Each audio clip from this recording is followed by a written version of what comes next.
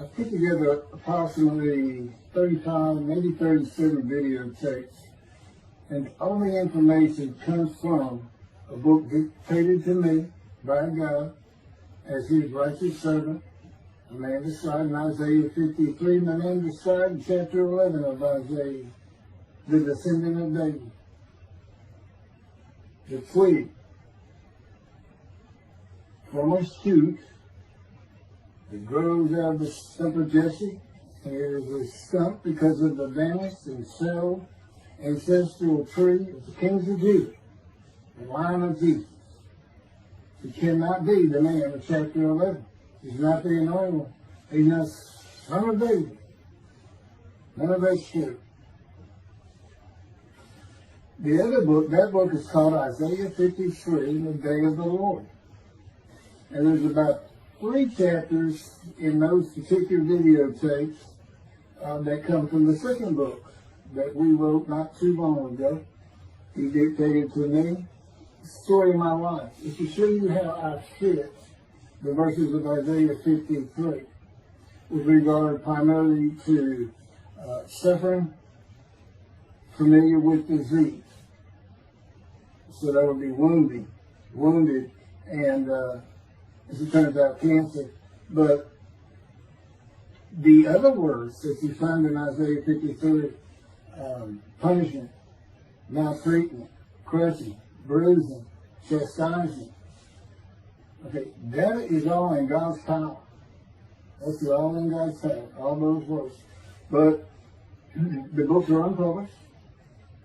Shunned and despised, accounted afflicted by God, plagued. Nobody understands. This is so different than the Judaism the Jewish people have been taught. This Messianic era that will never occur. And we know it's not going to occur now once you believe who I am and how you cannot. After the mountain of evidence I have presented that is in those books, just as Moses today would have to say, well, look, I wrote Leviticus. You think I just came up with that? You think I just came up with all this information? That I know how God speaks through an angel and who that angel is? Moses walks by a burning bush, it's not consumed. The angel of the Lord is in the bush and God speaks. I'm the one who explained that to you. I shouldn't have to go any further than that. God says the rabbis, the shepherds, they never listen to my prophet. They think they know everything. Well, I'm going to keep telling that they don't. This is primarily for the people who listen to them and not them. I don't expect them to ever respond. Because by responding, they have to say they've been wrong. Or that's just not what we believe. And so they won't change. The bottom line is they make money on it. That's the bottom line. God had me watch a video of Toby Singer just for this one purpose I'm about to tell you. He said, watch him raise his hand. He raises his hand to do his hair or rub his nose or something, and there's this big, fat gold watch. And this is how you know this is the God of old. He said, look at that. Look at that. I said, well, he does. He died. His skin died, silver died. It might be a scuba watch. He said, that's not a scuba watch. That's just a big, fat gold watch for everyone to see. And he makes his money on Isaiah 53. The guy said, at least that's how he really got going. I don't know. I know he has a radio show. But remember, I'm in the fire refinement.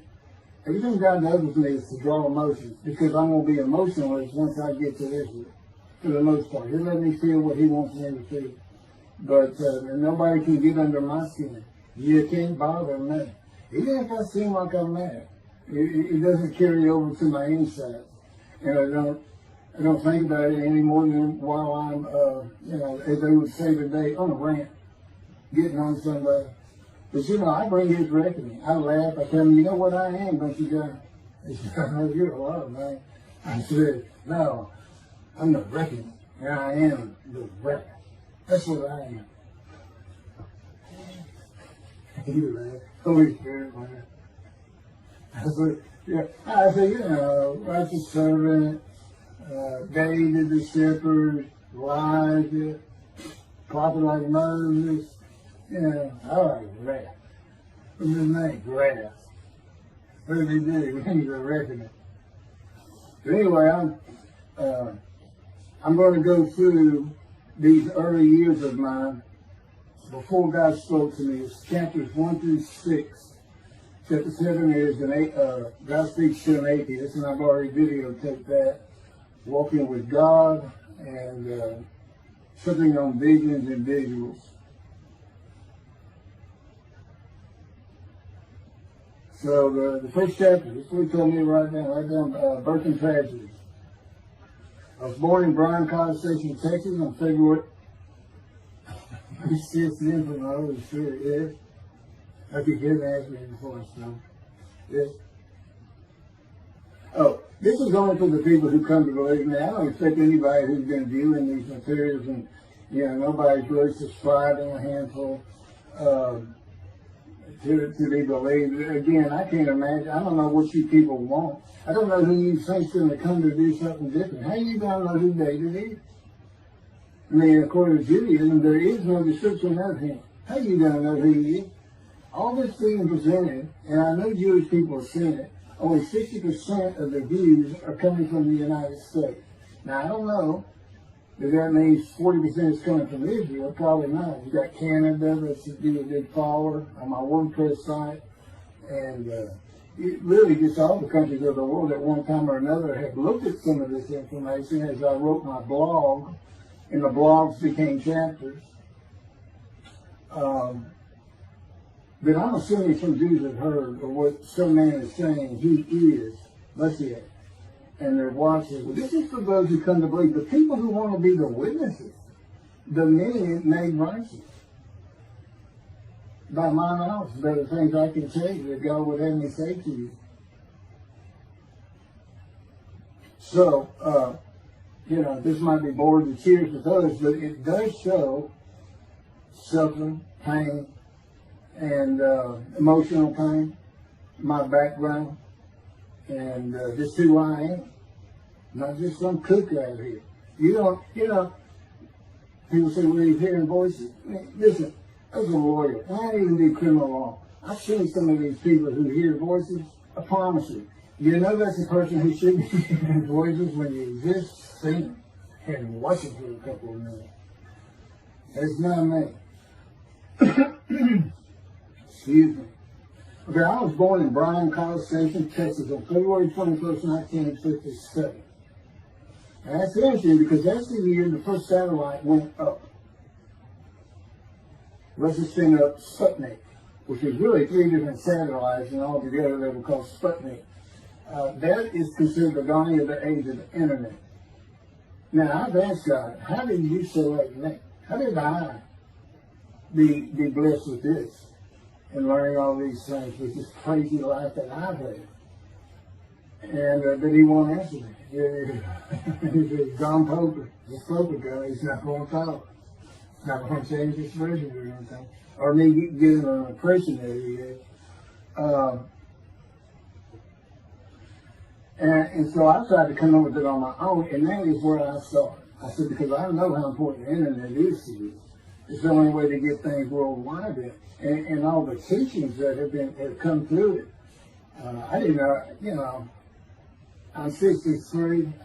I'm not like the young people who can just text messages without looking at them and all that. But he's taught me everything. He taught me how to set up Facebook, Twitter, you name it. He was just like, go to the computer, do this, do that. You know, commanded it and directed to become very good at the computer and, of course, word processing. You know, I'm a regular secretary, except I still henpeck with one finger. I used to. But God says that to show you, I have perfect use of this disfigured right arm. It just doesn't have muscle in it, and my shoulder show you. Anyway, I was born in Bryan College, and that's where Texas A&M University is. And my dad was attending Texas A&M when I was born. I graduated from there 22 years later, which is a story in and of itself. So I was born premature in the 7th month of my mom's pregnancy. I was born in February, and there were many complications. My parents were told I would not make it through the night, and they should just take me home. Mind you, this is 63 years ago. The biggest problem was that my insides had not fully formed, and it was impossible for me to take milk. Mammy, my great-grandmother, told my parents, boil rice. Feed him the rice water. It's got all kinds of nutrients and minerals in it. Dad says he threw out a mountain of rice those first few months. And it would not be my last encounter with death. So my dad graduated, and we moved to Metairie, Louisiana, and his first job as an oil and gas geologist. He looks for oil and tries to sell deals to people who can raise money to drill. He gets money up front, the percentage of production once they get their money back. That's what he's done his whole life. And I became, as a lawyer, I became board certified specialist in oil, gas, and mineral law because I had found it so interesting. As a young boy, I became interested. But he rarely had time for us. The other part, I said, okay, well, I was born with the dawning of the internet, so he's got a selection process for 57. And I come from a dysfunctional family. Lots of drinkers, lots of fighters. And on my mom, her grandpa committed suicide. It's tragedy. Earthly tragedy. In the Great Depression, he lost everything. He owned land in what is now downtown Dallas. But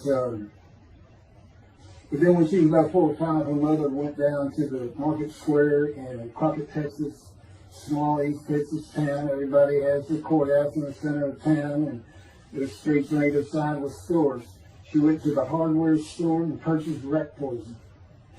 She hadn't gotten hardly out the door when she opened it and took it herself. Died right there on Main Street in the middle of the day in a little small town. I don't know how long that would have been. My mom's 85 or 6. She was 4 or 5, almost 80 years ago. So I'm sure it was quite an event. And her dad took her and her sister about 2 years older, to Metairie, and not Metairie, to someplace in Louisiana. But who'd been Baton Rouge. And her father became an elevator operator. And you can still find this in Houston when I was at law school. I went to law school downtown Houston, but South Texas College of Law. And at the courthouse, they would have somebody sitting in there on a little stool and with a lever and take you up or down, take everybody up or down. With all the lawyers coming in for the court cases, it was packed. I'm sure they've done away with it by now. But that's what he did. And they found him one day or night. He had taken out a pistol, he shot himself in the head and killed himself. So now she had suicides on both sides of the family. And her father's brother took the 2 girls in. He actually adopted them. And she was about 10 or so, I believe. She's with him at some shack in East Texas. And, there's not any sun in this place. And he took a shotgun. And I'm sure he'd been drinking there all known for it. And blew his head off right in front of her. And that's all the circumstances I know about. It doesn't sound like a good scene at all. But it scarred her for life. Okay, we've been taking care of her from the get-go. My father amazes me to no end. What he has done to care for her. See, they knew that was his sweetheart. Eventually, now at 10 years old. That's who he married. And they're both from Crockett, Texas. Small town people. I still take care of them. They've taken care of me for 10 years. Got to me from society. He made me quit law. terminate my law license in Hawaii and Texas, and put me into poverty. I've been in poverty for 13 years until I just now filed for Social Security early. But I give them more than 90% of it to make up for everything they've given me for 13 years. While I'm in God's fire of refinement, learning everything I need to know. And I have learned most. There ain't any question.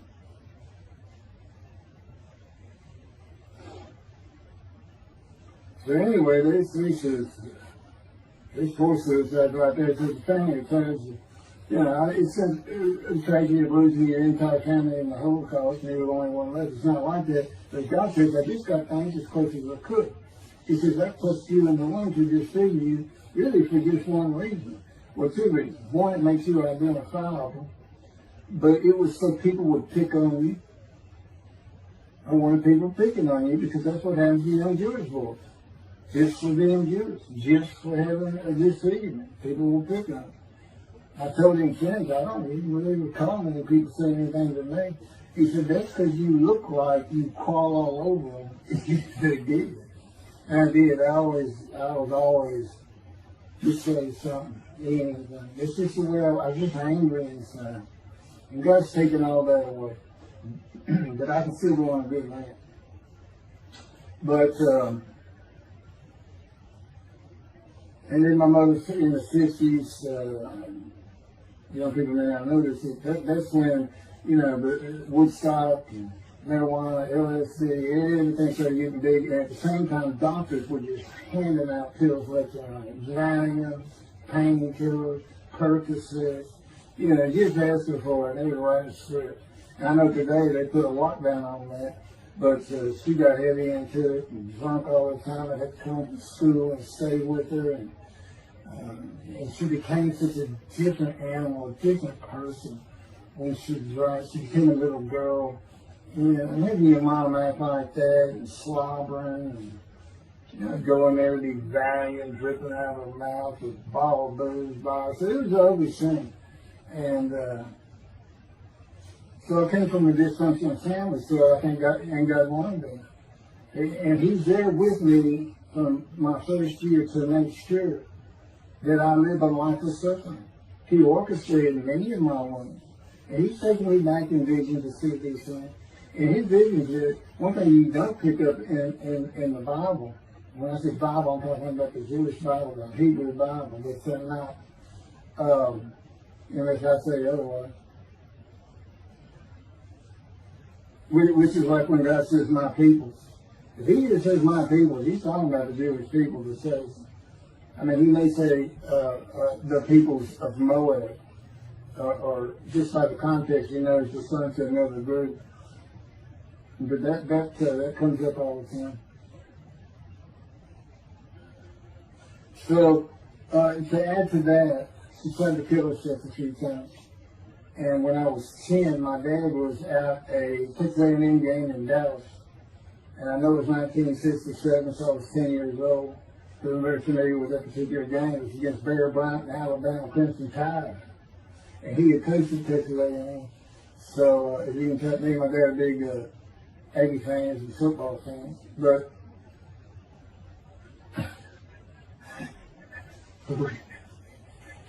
I had been assured with me to see those games in Israel. Somehow my coach said to me, he said, we'll get it. I said, we'll get it.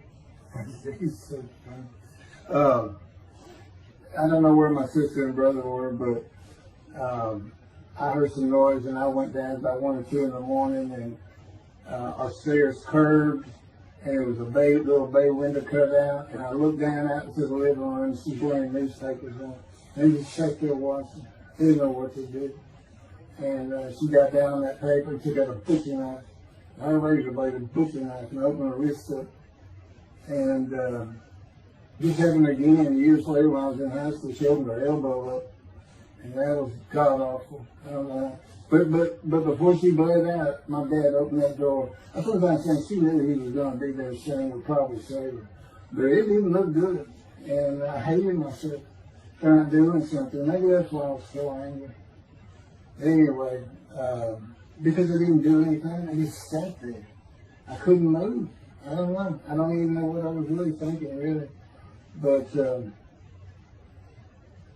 I tell you what it is. It told me how much her uncle blowing his head off must have done to her. That must have really hit you. I had nightmares my whole life, but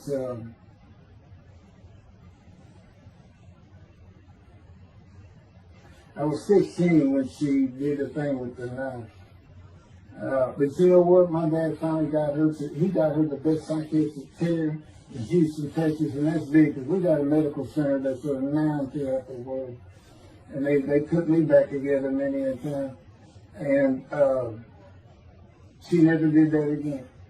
And the amazing thing is how different she is in her very advanced old age. I mean, it's like she was never that person of the 60s and the 70s and the 80s. I don't know how my dad survived it. I didn't ever study. I was taking the kids and just trying to find us. But he's not like that. I've never seen two people who love each other so much. It's crazy. But anyway, I was married for 20 years and we weren't like that at all. I finally divorced for irreconcilable differences. Okay, my first major surgery when I was 2 years old. My first surgery. Up above here, I have a scar. I had my first of many surgeries. Been born without my right pectoral muscle, small shoulder, wielded arm. And there was some, the movement of my arm was restricted. There was some tissue in here that had to be cut out. So they hooked me up and did that. I was born right-handed, but I do everything left-handed, except for light things. Like I shoot a basketball right-handed. I throw a ball right-handed. Darts, things like that. But bowling, I'm left-handed. Yeah, anything heavy. And I was quite average. If I had two good arms, I'd have probably been on scholarship. I was already offered a partial scholarship at a small school for track, even with this bad arm. But I just didn't have the fast start. You got to have two strong arms just pushing out in front of you. But I was some kind of quick and fast. So, we moved back to Houston, to a place called West University, a suburb. And this little story, I don't even like telling it, but I got to tell me I had to. And he had something to do with it, but I'm not going to go into that part of it. So anyway, I had decided when I was in 7th grade, I decided school didn't want to go anymore. I don't exactly know why, I just know I said, that's it, and now I'm not going. Dad can't get me up and finish school, I said, I'm not going. And it was on. He was going to get me there. It took him about an hour to get me to the car. Fighting and screaming and running around and hiding, getting under the you man, and I was done. And anyway, he finally gets me to the school, but it's too tight. He wasn't even going to try to get me out of the car by himself. So he get out, and he goes and gets the principal. And my dad's about 6'2", but he's real slim. And but he comes out with his principal, he's taller than he is, and he's a hefty guy. He's burly. Anyway, so they tell me, he said, get out of the car. I said, I'm not getting out of the car. I'd already locked the door. Only the two front doors were locked, and it was those locks that you pull up and push down. And so my dad used the key, and he opened up, he popped that lock up, and I slammed it back down. Said, not going to school, I told you. He took the keys, they started throwing the keys on him over the roof. And the principal was trying the same thing, and I'm slamming his door, I'm leaping across the car. Man, I don't know how long I went, but they finally, in 5 minutes maybe, seemed like an eternity. I was terrorized, this way I looked at it. Anyway, the principal got it open. And I saw that door open, and I got back on the far other side of it, by the steering wheel with my back against that door. And I cuddled up like a ball. Had my knees on my chest. And he reached in to get me, and I unleashed on him, kicking him in the face with everything I had. He broke his glasses, and his orbital bone got shattered. So, yeah, That wasn't my first principal either. There's another one. So, but anyway, so they carried me in, and it was very embarrassing, just crying. But again, funny thing, nobody, because I stayed with this same group for 9 years, going through West University and the junior high there that you go to. Nobody ever said anything to me about it. And I knew some of those kids that were in that class.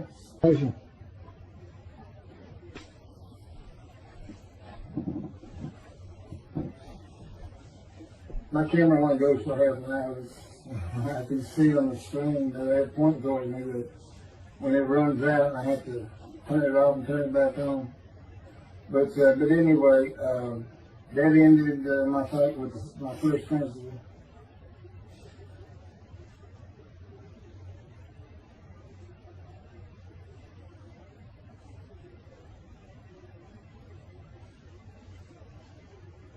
Now here it is right here. I had me put this in there. In the 10th grade, the principal of the school told me to cut my hair. You know, I had long, blonde, wavy hair, well past my shoulder. Again, this is, I graduated high school in 76, and this is in junior high school. It's in the early 70s, but it felt like the 60s still. And I kept in a ponytail. It was neat. It was a school-wide policy. I think I was one of the last people to cut his hair. I was hiding all the time. I was always on the alert for the teachers that would send me in. But I went and got it cut. I told the barber right at my collar. Sat there in the city, cut it right at my collar as I was instructed to do. And then I was commanded to return to the principal's office. And so I presented myself to him. I sat down and sat in his office, and he gets up, walks behind me, and grabbed me by my hair, back of my head, and jerked my head back fast. And said, "It's still over your collar." Now, I don't know if I did a backflip out of that thing. I can't really recall. But what I do recall is it took 3 people to get me off of him. And I was permanently expelled from school. Which ended up me leaving home. I wasn't a runaway, I'm just out of here. I'm tired of everything and everybody. I ain't going to school ever again. Hate school always there. That was me. If they had to pull me off of him. I understand through a friend of mine, he said, "You know, my brother went to that school. He has some stories about that guy." I thought, that wasn't me. Second major surgery came when I was 12 years old to try and repair my right knee and just below it. I was running full speed in a field. High grass and weeds with a family dog. And God says he had something to do with what the dog did. For no apparent reason, just suddenly he was running at my side. And he just bolted, he just stopped going straight to the heart of the left and went right between the legs. I go sailing in the air, and I came down on my knee. Except my right knee came down on a broken Coke bottle, Coca-Cola. And they used some thick glass back then. It was split nose down, way down. It was all broken up, but it was the bottom all jagged that my knee was. You know, they said it went to the other side of your knee. They said, "You got that whole field in your knee." But when I got to the hospital, I sat there for a long time. The first officer came in and just told my mom, "I'm sorry, you know, I'm in the room, you know." He said, I can't repair it. It's not repairable. We want to take it off. You can't use it." And I already knew that because when as I started screaming and yelling for my dad, he finally came back. This field was behind our house. It was a chain link fence, and in the field. And you know, my dad finally heard me. He got over. He saw the blood and saw stuff. He scared to death. And I'm going into the shop, and he got me to put my arm around his neck, and he said, "Can you walk on it?" And I finally just collapsed. It was useless. It was awesome. And then I had to climb over that fence. And my mom was going crazy and screaming and crying. And he had to go take care of her. I'm sitting in his bathroom, my leg all opens up, and I'm just getting sicker and sicker. Nauseated, scared, I was crippled. And but anyway, they get me down to the hospital. And just, like I said, first officer, just like, you know what to do. And just right then, and God said he knew he was going to be there. This doctor walks by, and my mom recognized me. And she goes, Dr. Kane. And she runs out the door. Well, look at this, Dr. Kane. Her mammy that I mentioned earlier, in her old age, very old, maybe in her 90s, I don't know, late 80s, but living with her sister, broke her hip. And this doctor repaired it. This is a long time ago, people. Repaired it, and she actually walked again with a walker. I remember. But that's who this doctor was. And she said, my son, they're going to take his leg out. You've got to come look at it. And this Dr. Kane actually became the medical doctor for the Houston Royals. He repaired me and me before and after me. I guess that's what he specialized in. But he was at the hospital just to do rounds. He wasn't dressed for surgery or anything. But he came in that room, and I mean, he was livid when he looked at my knee and knew how I'd been there for like 5 hours at this time. And he just started barking orders about getting me prepped for surgery, and he takes off to go get prepped. And they literally ran me down to surgery and I'm done. I mean, they were trying. And this kind of fear he put in everybody.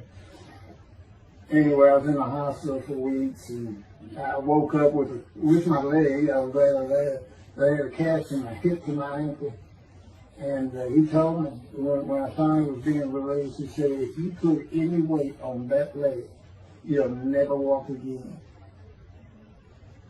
So, I can't remember, 6 weeks, I don't know how long it was that I had that cast on. It wasn't my first cast, it wasn't my last. Or maybe it was my first. Maybe it wasn't my last. That's another story. We're not getting very far. There's 6 chapters, I'm barely getting through the first one. But what I'll do is I'll just do 6, just like I did with Isaiah 53. I did 6 or 7 videos, 7 I thought. But then I joined them all together and put it as one video, the Trinity commentary of Isaiah 53, which comes straight from God, by the way. I mean, you can contest what I'm saying all you want, but it makes perfect sense. But the first time Isaiah 53 is explained, and how I've come to the smartest religious view in the world who can see that, and what the wounding and the punishment, everything's about, and how it's really, in some ways, a snare to the Gentiles for the day of the Lord. Because he knows he can take me and just decimate any argument they want to put forth. You know, in particular, I'm blemished. I'm the Antichrist. And I am exact opposite of Jesus Christ. Okay, he's so smart, he was keeping the synagogue at 12. Supposedly he was a perfect, beautiful man. I'm just thinking. You know, I'm not bad looking, but I'm not Brad Pitt or anything. Anyway, and sin, you know, I wasn't a visual sin. I mean, I was a good person, I was good to other people, I was very compassionate. I said there was already a lot of humble in me. You know, law of myself and the things I could do over others. You know, like being the fastest guy on top 5 at school and the fastest in the neighborhood. You know, I didn't brag on myself. But as he took me back through my life, and informed me when things were sin, it just seems like I touched on all of it. And if murder in your heart is actually committing that sin, as the Christians say, I don't really go with that, but then there's really not much I can make. So I'm a sinner. You know, Jesus would say, well, I'm a sinner too, I'm lying. All you got to do is read the scripture and the gospel, you see what I'm lying. That's easy, and I came from a banished lying. I thought I was the man of Isaiah 53. I thought I was going to be exposed to death, but given long life. He's what he would say if he was here. He said, well, you know what happened? They crucified me. And on the cross, I realized I'm not that man. This isn't exposure to death. This was like a sure thing. Father, Father, Father, why have you forsaken me? That's Jesus Christ saying, I'm not the man of Isaiah 53, and I just figured it out. That's what that means. Has God gone down? You sure you didn't have that written? Why on earth would they write that down? They forget about it. Maybe they just thinking it. So that's what it's about, Christians. All they got their way. They can explain that being counted a sinner means he got crucified with the sinner beside him being crucified on each side, left and right. So there's three of them, so he's counted a sinner. Okay. You know, it's supposed to be the scripture. Don't be able to find a person to do. Like Judaism, the same thing. You know, this is to find somebody. It's not the people of Israel. They're all kinds of people. Now, we're looking for a guy so God can have a Moses. Why? We have a new covenant. Why? It's the day of the Lord. Why? Jeremiah says so. That's why. It's so easy. The lamb blows again. Okay, and you tell the covenant within the temple. So the lamb blows again at a time when there's no temple. Jerusalem's going to be rebuilt. It's a metropolitan of the Jerusalem of antiquity. The old city might be too big. And I'll make a new covenant with you. I will forgive all your sins and remember them no more. That will cause Torah to be written on your heart. It's a metaphor. When did he, that's like, when did he do this before? Oh, that's right. The Syrian Babylon exiles, Isaiah was right before. God said, I forgive your sins and remember them no more. They became a holy city. What did they do? They built the second temple. Where do we miss them? The third temple. This is so easy. So it is the day of the Lord. There's any question of that. I'm just telling you it started with the blessings. Yellow riches. And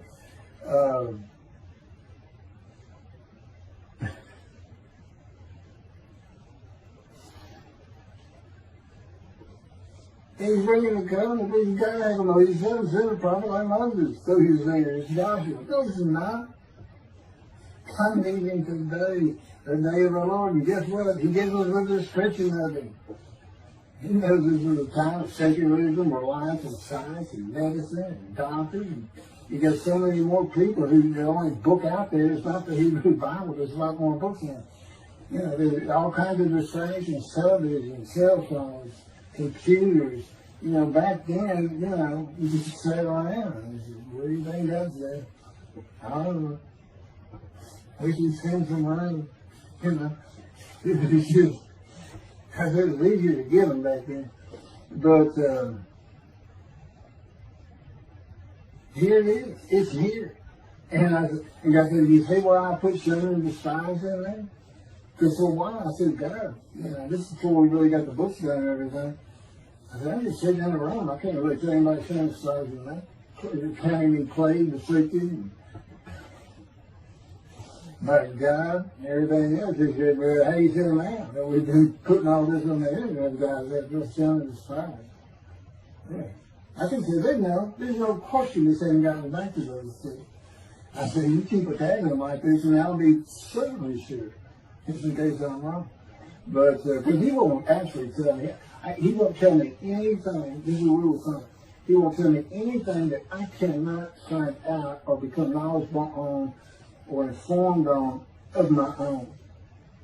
Which means about nothing, because we're in a room all the time. The adjunct of the Holy of Holies is what I call it. I live in the Holy. I'm like the priest who can go, the only person who could go into the Holy of Holies was the high priest. And that's what I'm like. As a matter of fact, God had me write down, just as he had David write down, there's Psalm 151, where God said, it's on video, where God is speaking, where the Lord came to me, and God said, quote, and within that, he says that he declared me. We actually used the song where he declares it for David. He declared me an eternal priest in the order of Melchizedek and King David. and a rightful king, small k, and a rightful king. And he also declared, I'm the righteous servant. I mean, that's God talking. I mean, he's using it when he dictated to me. It wasn't, to be written in my personality. That's him.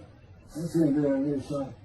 So, because he does that. Even in the writings, the person doing the writing, whatever prophet it was, or Moses, or David, if he wrote Samuel 2 and Kings 1 until he died.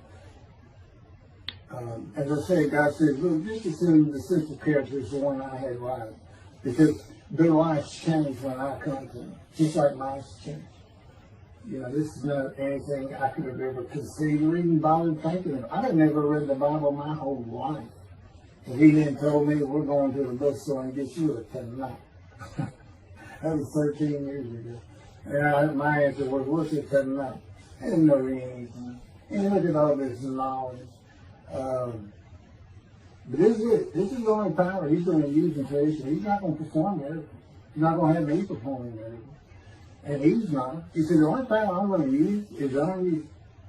What I can get you to do. He said, I can take a Gentile Texan and take him to Israel and get my temple built. Okay. He said, because that's what you say to God all the time. Okay. And one night, I hadn't even read Isaiah 53. He didn't come to me and just say, offer yourself for guilt. I crushed you with cancer. It was me that did. That's not, I wouldn't have known what he was talking about. We finally get to Isaiah a couple of years later. He said, keep reading Isaiah 53. Is that okay? And so I read it. I said, okay, finish it. He said, who do you think that is? I said, I have no idea. I can barely read it. I don't know what it's saying.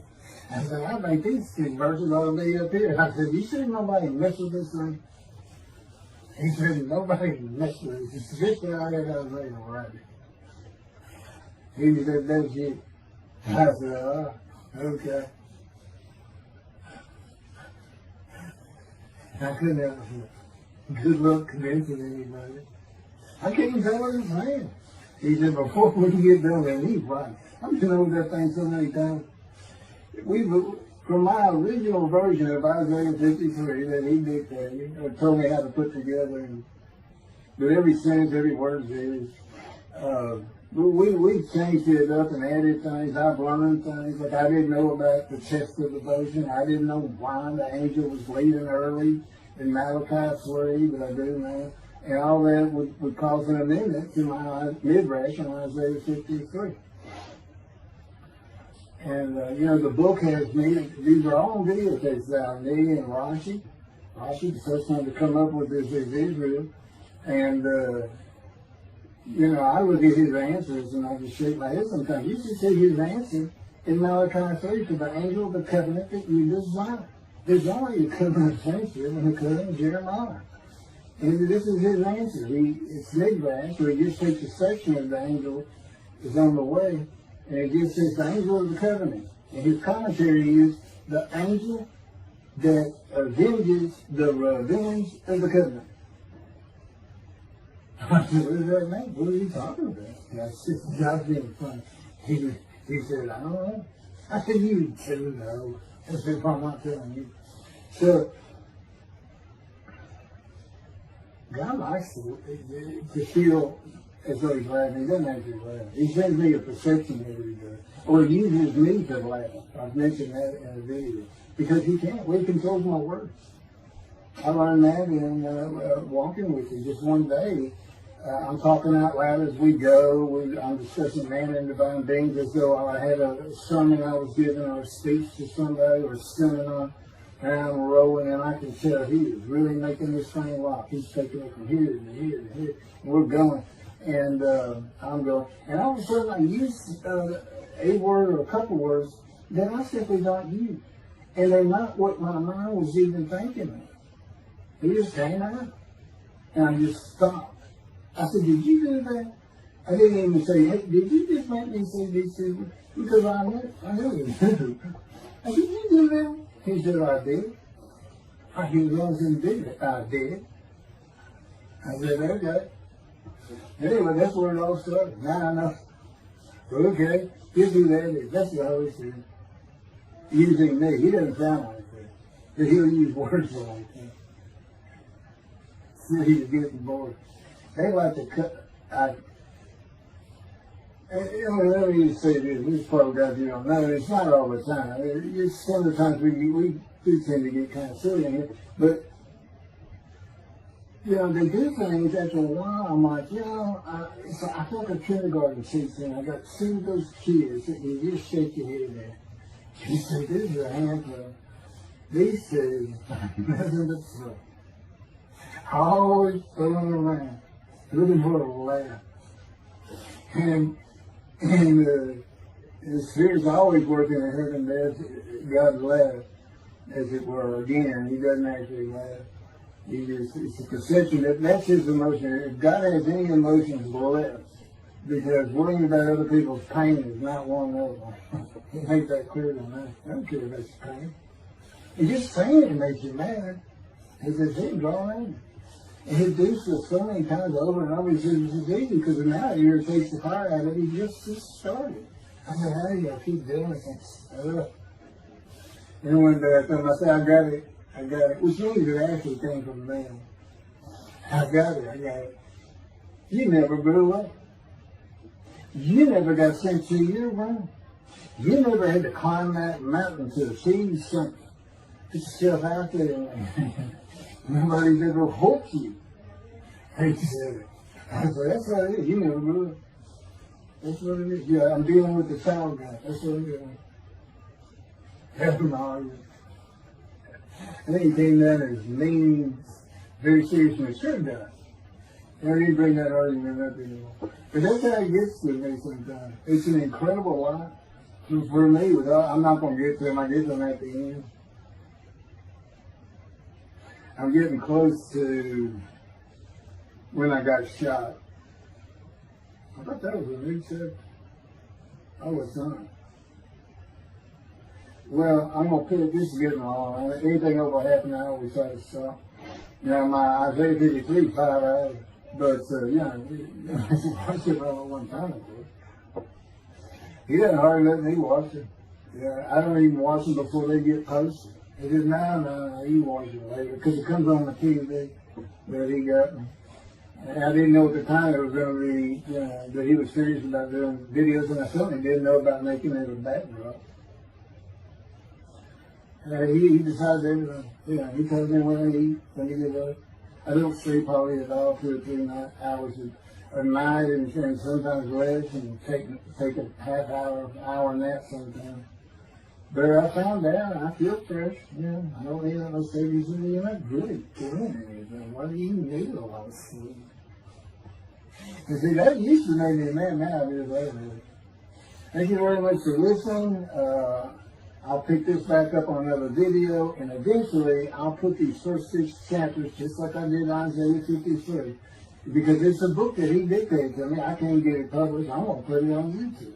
That's why I'm reading it. And as I said, if you don't want to listen to it, don't listen to it. But the information that's in these books and in those videos is, that's not proof.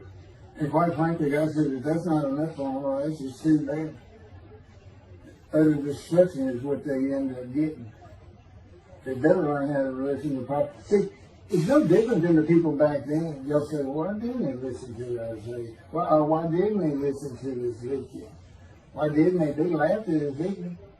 That's what Rashi says in his commentary. I didn't know it was laughing at him, but it's ignoring. Everybody thinks they know it. But in any event, I do know there's one chapter we haven't put in there, and that is recognizing a prophet in time. It says Moses vouched for Joshua, so he didn't have to be tested. And the problem with all that is, and I think why about hadn't had to put it on video, is that they're looking for a seer, somebody who can see the future. You see, that's antiquity. And that's not what you're looking for today. This wasn't a seer. And none of the prophets were seers. They just wrote down what God told them right now. God's the prophet. He's the one making prophecy. And what he does, he doesn't actually just see the future. He walks it through. He says, okay, right here is when they're going to send up the satellite. This is where humanity will be at that time. He can walk it through in his mind. As I mentioned, his eyes, he doesn't have them. It's just his absolute knowledge of all things. He can form a picture of this flame. Me, it's in here. He knows every atom of my body. And it's like he does a vision for himself, a visualization. That's what I call when he puts pictures in my mind. And he puts it into the spirit's mind. And they're both within me. The big cloud that just came down. If you're sitting in a room with me, it envelops you. But it engulfs me, it goes through me. My little spirit cloud becomes part of the big cloud. That's why God is in his spirit. Here's the elements of spirit, here's the elements of God's presence. There's 9. 2 clouds, they just come together, they can be together. Okay, God's still one. He created the other cloud. And then in this room, filled with them, my little spirit is like a little cloud that just came in, part of it. That's who I am. That's a man of divine being. Okay? No, it's like nobody's really expecting it. Well, maybe it's because you didn't know these things.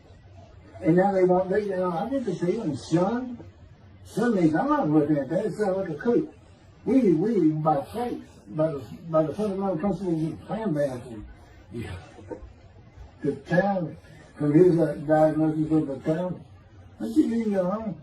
Why don't you throw the talent out and learn some new stuff? Why don't you get out of antiquity? Every religion has an end times like that. Every religion ends up with utopia for its people. Everybody. Well, don't be like everybody. You're the Jews. Well, let's get practical. Let's have God in our midst again, in a man like he was in Moses. Let's point at him and tell the Christians that is the man of Isaiah 53. Here's what it's about.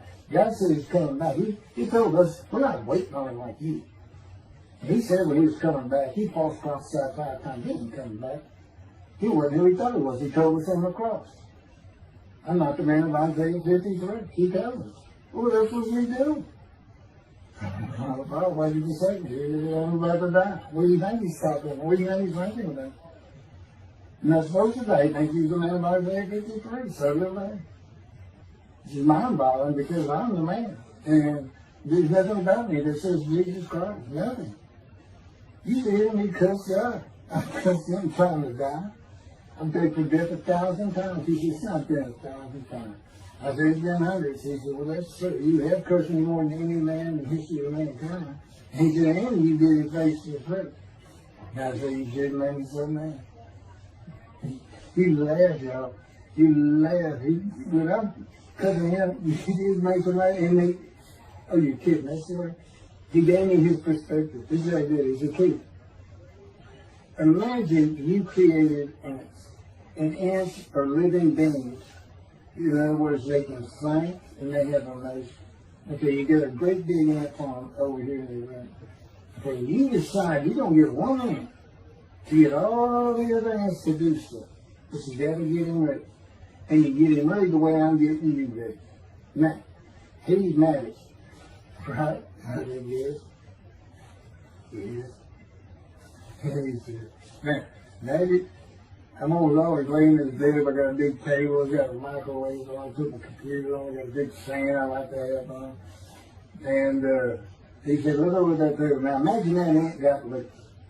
And he is pulled up. And he is standing on the corner of that table. And he is giving you the what for in ant language. I mean, he's going. And he turned around and sticking his butt at you. And he's cussing. And all this. And all you got to do is go bump. And he's gone. And it is, and that's how that's what it does to him with me. The spirit wild me up. I call him the troublemaker, troubler. He's so funny. But God's so humorous. There's a difference in their humor. Okay, I'm told that does wrap it up. I'm gonna pick up a gunshot. I guess it's fortunate accident to my knee. They ended up opening me up and swinging my breast and my pelvic behind, and now it's been 3 times. and eventually, the lung cancer, and colon cancer, and skin cancer. But the lung cancer is when they told you should die from colon cancer. They said, but this is it. We can't take that. It's too advanced. You're gone. And prepared to die. That was 20 years ago when the plane hit New York. It was the plane hitting New York that got me up off the ground one last time to see one more vacuum. The life of God's righteous servant of Isaiah 53, chapter 3, gunshot. Shortly after I recovered from my knee injury, I moved to Fort Lauderdale, Florida. I was not happy about it at all. It turned out to be a lot of fun. I made some great friends to celebrate my 13th birthday. My only injury in Florida was having the front teeth shattered and knocked out, requiring caps, which is more of an ordeal than I would have imagined. We returned to West University in Houston after 2 years. My mom was not doing well at all, and it was getting close to her second suicide attempt. I was back with my old friends and did not have much supervision from home, and I felt not great. I made my own decisions, and I rarely listened to others. And after being set back a year at junior high school, I made a few new friends, which led to my next serious injury. My best friend was a Spanish Italian whose father was from Sicily. And he kept a machine gun and a violin case in his office at the restaurant he owned, where his son and I were waiters. It was called the Godfather. My son was the best pool player I've ever known to play with, an absolute natural. I will call him Antonio, but that's not his real name. Antonio's girlfriend was a Jewish girl. I will call her Rebecca, but that is not her real name. Antonio was a Catholic Christian. Rebecca did not practice Judaism, and Antonio did not go to church. I was a confirmed atheist, and we never talked about God or Jesus. Rebecca's father had foreclosed on a ranch about 8 hours from Houston outside of LaGrange, Texas, Fayette County. LaGrange was famous for the chicken ranch, which was an illegal brothel that operated from 1905 until 1973. The business served as the basis for the 1973 ZZ Top song, LaGrange, and the Broadway musical, The Best Little Whorehouse in Texas, as well as its 1982 film adaptation. T.J. Flourney was known as the meanest sheriff in Texas. In the coming weeks, I would be interrogated by him outside of Shock Room 3 at Ben Taub Hospital in Houston. This is an excerpt about him from an internet article. It was the most one-sided Texas battle since the Alamo, as 100 citizens watched disbelievingly in the dusty little town of LaGrange, their beefy sheriff, T.J. Flourney, reached into a black 1975 Continental Mark IV and began to shake by his $300 suit Marvin Zimner, the star consumer crusader of Houston, Texas. That's from People, June 17.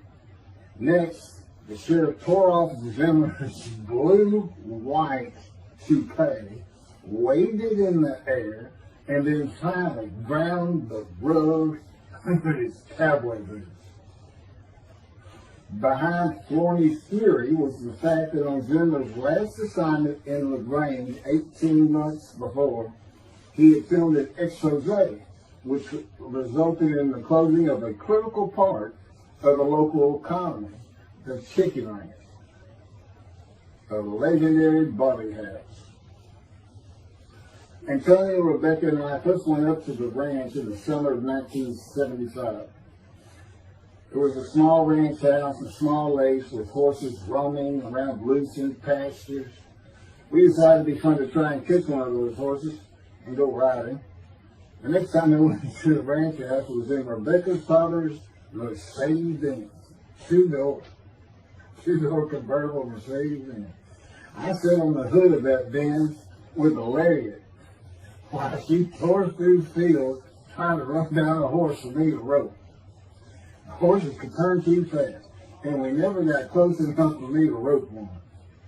What we could and did do on the next trip was bring guns. A 30-30 rifle, shotgun, and two 22 caliber pistols with holsters.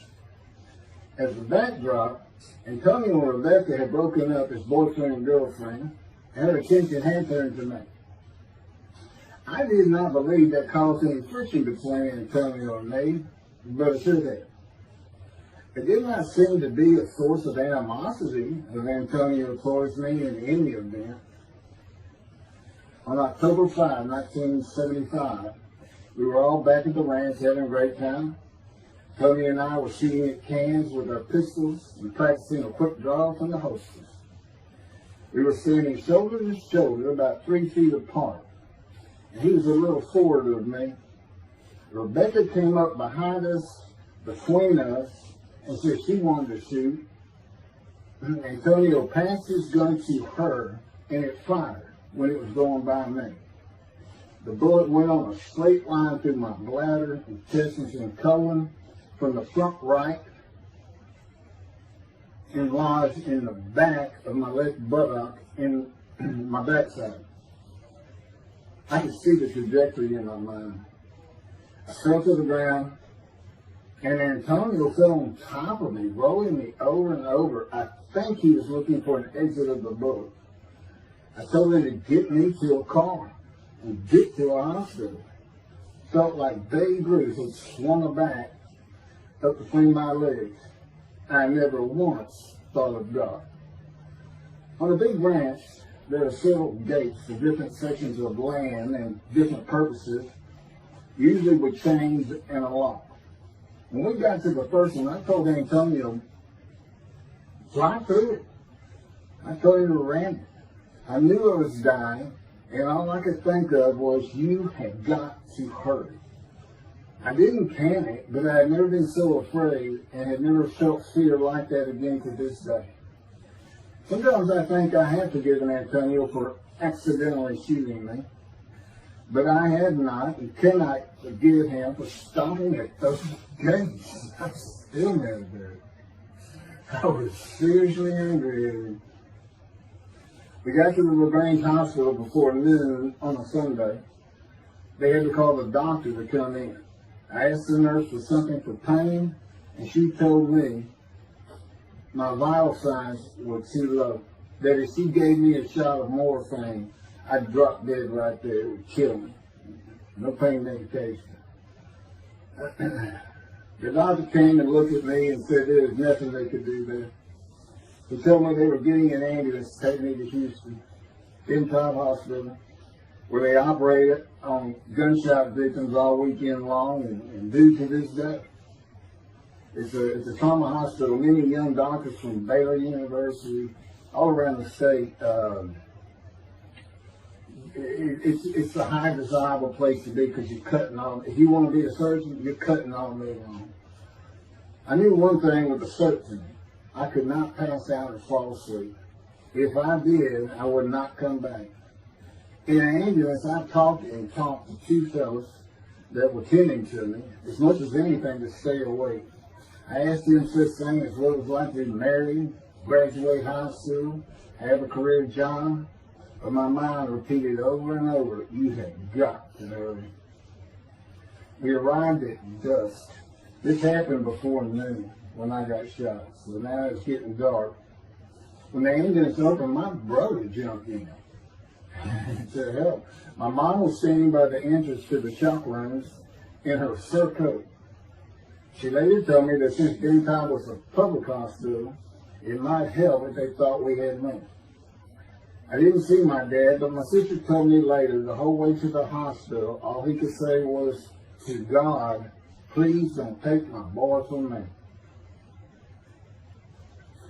I stayed awake for some 6 to 8 hours in awful pain.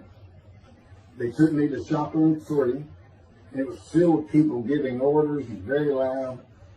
On the table, the nurse told me she had to put her finger in my bottom, which embarrassed me.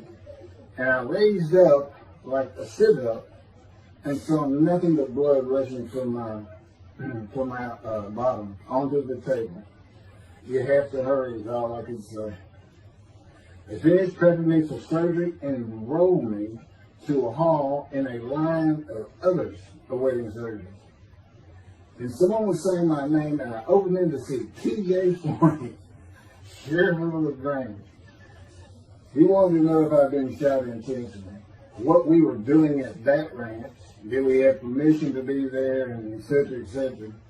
I told him I thought it was an accident, and to leave me alone. I never saw him again. I didn't have to wait long. The orderlies bypassed everyone in front of me and took me to surgery. I awoke in a large room with about 10 beds on my side of the room and 10 beds on the other, with other patients, and I could hear moaning and crying here and there. It took a few moments to remember what had happened and why I was in there.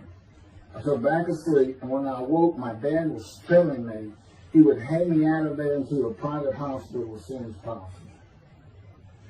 It was the next day when they transferred me to the Methodist Hospital in the medical center, where they had operated on my knee, and I had spent weeks there. I had a hose with a bag coming from my bladder and a colostomy, an opening called the stoma, which is your intestine on the outside of your abdomen, with a bag over it to go into the bathroom. I was out of danger from dying, but still very weak, and I needed to gain some weight. The track team was already getting together, running distance and cross-country workouts provided by the coach, preparing for track meets in the following school semester. I lived about a half mile from the high school. The day I got home, I walked to look at the track. It did not seem possible I could get back in shape.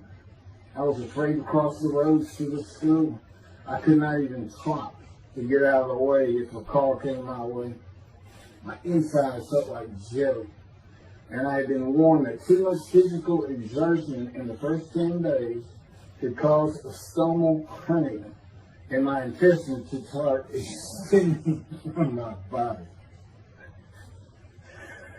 I was homeschooled for the rest of the semester by a private volunteer tutor, and passed classes I probably would have failed. The beauty of that gunshot was that it changed me. I was never going to graduate high school, having failed so many classes.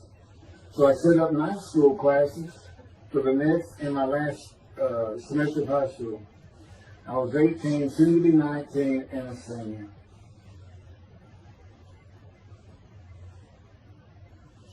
Chapter 4, College and Law School. Before the summer of 1975, one of my best friends in the track team, who threw the discus and shot put and field events, and was a senior, told me he wanted to do something big the coming summer before starting college at Louisiana State University, LSU. I was only a junior and I had no plans for the summer. He mentioned this to me, and I began thinking about how long it had been since I had been to Colorado. My father, who had really good years and many so-so years, depending on how the oil and gas industry was doing. And when I was in junior high school, he had sold some prospects, had completed a few wells, and had purchased a condominium in Pagosa Springs near Durango, Colorado. My friend's name was Keith Miller, and I called him Miller. He had given me the name of Say Babe. At one of our night track meets, I was running the 330-yard low hurdles, and the last time was behind bleachers where the officials lost sight of us for a few moments. A runner 2 miles left veered out of his lane into mine and took my hurdle, and I had to slow down and go around it, yelling, "Hey man, that's my hurdle." I wasn't happy. I do not remember how Miller knew what I had yelled, but he was probably on the football field inside the track, working on shot putting dishes, watching me run and hurt me. I did not really know him very well at this time, other than he was a popular senior who knew everyone, in stark contrast to me. On the following Monday, I was walking down the halls between classes, and coming in the other direction was Miller, though I did not see him. Then as he was passing me, in a loud voice, loud enough for everyone in the entire hall to hear, I hear, "Say, babe, that's my hurt." Hence, say, babe. That began a really good and fun friendship, and I got to know the class I should have been in if I had not failed ninth grade. And because I was Miller's friend, I was immediately accepted by anyone he introduced me to. I found out about 40 years later on Facebook. I looked him up and we friended that he's Jewish, and particularly because of his brother. He's got an older brother, and they look just alike. They live up in Oregon. But I did not know that. It's not something we ever talked about. Just didn't think about it. I'm sure he wasn't observant at the time. I told Miller about my dad's condo and suggested we plan a trip up there, backpacking the Womanichi wilderness of the San Juan National Forest. I had hiked there while in junior high school with a friend and his little brother. I had a driver's license in my second year in the ninth grade. The prominent 13,000-foot peak is 10.7 miles from the town of Silverton, which began as a silver mining camp in 1873, and that is where I plan to take Miller.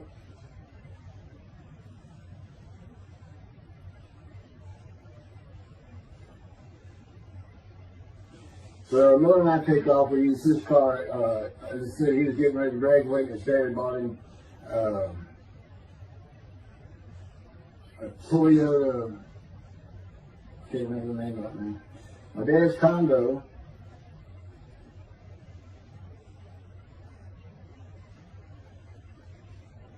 is about 60 miles from Durango, where a train depot is located that runs the train through the Womanichi wilderness to Silverton. The train is an authentic, narrow gauge, steam powered, coal-fired, scenic railroad train ranked one of the top 10 scenic railroads in the world. It's something else. It stops twice in the same places to let off and pick up hikers and backpackers in the Animas Canyon of the Womanichi. At top speed of 18 miles per hour, it takes the train 3.5 hours to travel the 45 miles from Durango to Silverton. Oh, here it is. Miller had a new Toyota Celica. And after a day and late into the night, we made to Pagosa, slept, and we're at the train station before the first departure the next day. I don't know what the problem was, but the train was not going to run that day. So we couldn't get to where I wanted to take it. It's just too far. We decided to get a hotel in Durango and just head down the train tracks into the wilderness and explore an area I'd never seen in with the maps. We got lost. And at one point we decided, let's just put these backpacks down and you go that way and I'll go this way. Well, we did that. We went back up and then we couldn't find a backpack. And we did finally find them. We slept that night, and we had a big black bear episode because we left some food out on the ground, which we shouldn't have done. And but anyway, we ended up making it back. We had one of the best party nights I've ever had in my life. We hit the main street in Durango, which is a tourist hotspot, and we hit every single bar. You could drink at 18 back then. It wasn't 21 as it is today. And we did. We made sure it was like a go. Okay, so every one of them had at least one drink, shot of whiskey, Boilermaker, beer, whatever. I can't really recall other than I knew I had been drinking the night before when I woke up. But we did. We hit both sides of the street. I don't know how long it took us or how many drinks we had, but we just had a lot of fun.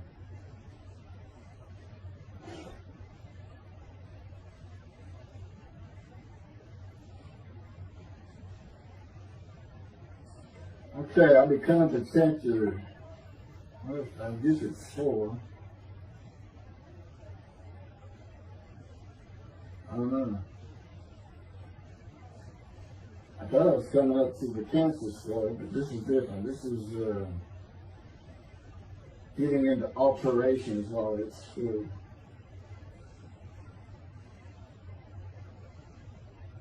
So anyway, I was shot on October 5, 1975, and by early December, so it was October 5, and then in early December, I had surgery again to put my intestines back together, which was, it was dicey. They kept telling me, we don't know if we can reattach.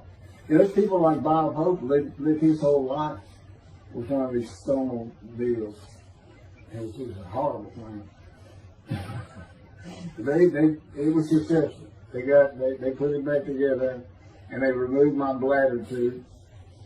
The girl next door, who I had never talked to other than to say hey or hello, and who also went to high school with me, had been coming over daily, and she agreed to be my girlfriend when I asked her a few months later. I did my night school and graduated last in my class, or close to it, of over 400 people.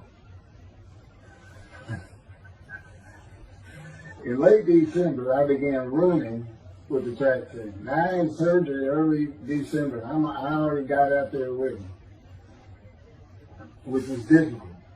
Pulling 2 tires on the cinder track, the rope, 2 tires, and you put a harness around your waist.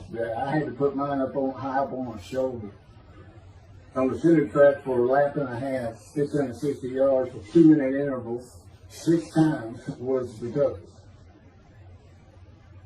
My speed and quickness was still there, but distance running and my endurance, it took quite a while to come back. In early February, just about 3 months after being shot, I won my first 120-yard high hurdles race at a track meet that was fast enough to qualify at the upcoming district track meet for the regional track meet.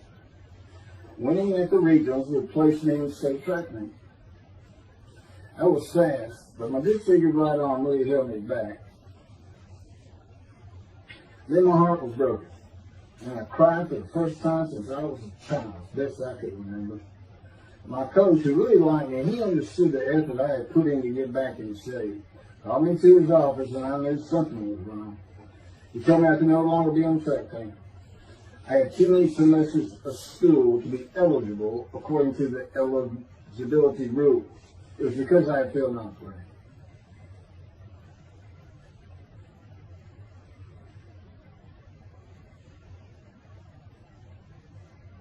And of course, I had no one to blame but myself.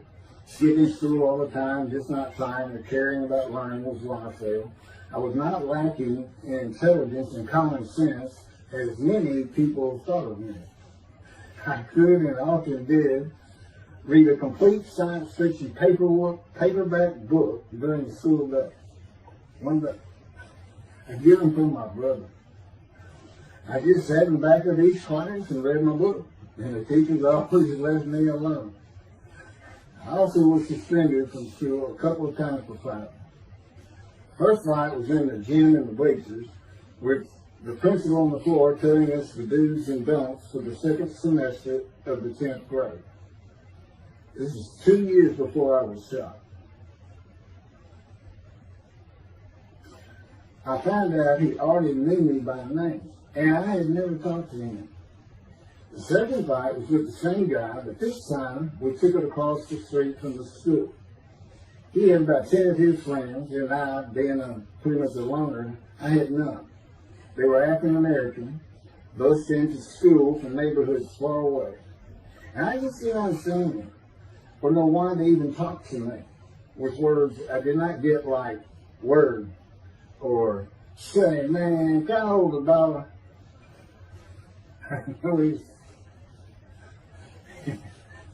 That is what started the fight in the bleachers. I hear from behind me and one stood to my left, saying, "Man, can I hold the quarter?" I turned around and you looked at it. And finally said, "I did not have a quarter." Over with the principal, I undid my ponytail. Mine should be sitting right behind me, and I'm well aware of that. And I brushed my long blonde hair and then reached in my pocket for some chapstick for my lips. And I pulled my hand out with the chapstick. Turned out I did have a quarter. And from behind me, I hear, "Say, man, you said you don't have no quarter." To which I replied, turning around, "I don't have a quarter for you." The next part's kind of hazy. But I do know I grabbed him by the front of his shirt and slid him down the bleachers onto the student sitting below me. That is when the principal yelled my name and told me to go to his office. The next day, the guy and his friends were waiting on me when I got to school, and we fought across the street.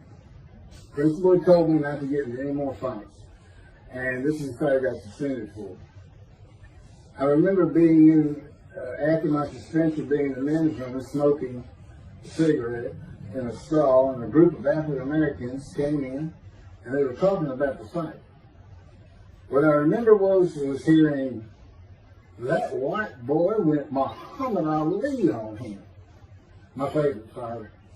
I even saw the Ali Foreman fight in Kinshasa there, live in Amsterdam in 1974.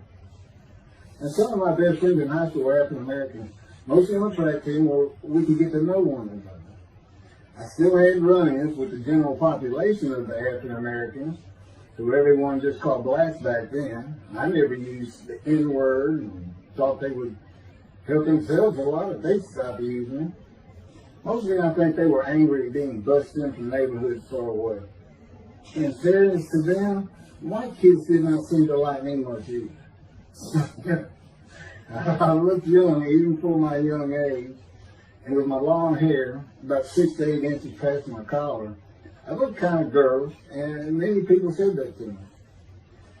One day a friend of mine told me what it was to him. You never smile and seem to be very angry. Like if someone looks at you crossways, you're going to come after them, daring them to say something. Like you want to fight. My next suspension for fighting began in middle shop, and it was all my fault. There's not a big deal with that.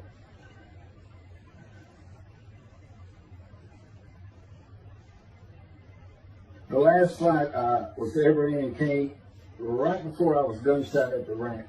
The accident really changed me and the way I looked at life. I never got in another fight after I got shot. It took some of the fire out of me.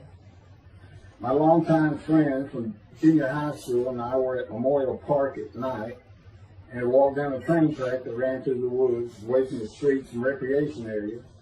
We went to the center of the long railroad trestle bridge that ran over a bayou to wait for a train to round the corner from either direction on a single track. When the train would round the corner, we had to run and jump off the trestle after clearing the bayou. We were drinking beer. As we were sitting, we started talking about the price of gas at 44 cents a gallon in 1975. Anyway, the train weren't running. We got up to leave, and as we're walking down the steps, she said something about my father and about how to find oil and gas. And I turned around and just hit him with everything I had, with my right arm. And I realized what a stupid thing to do. I called him the Big Sweet. He's huge in all region. His hair was white and long and longer than mine. His hand was the size.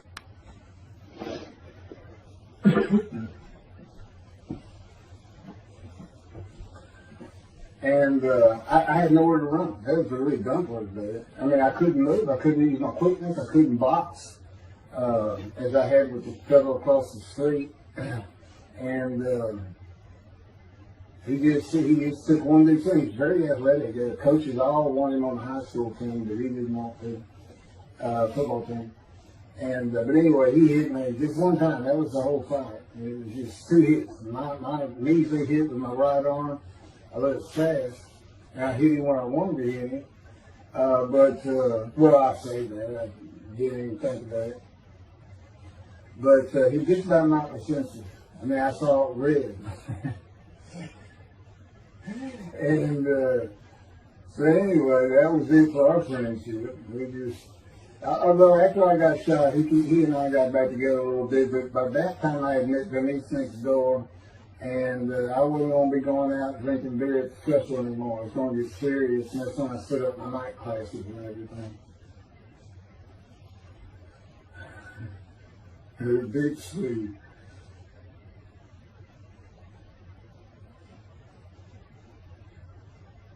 After the gunshot, I stopped seeing old friends, including Antonio and the Big Three, and spent all my time with Denise next door.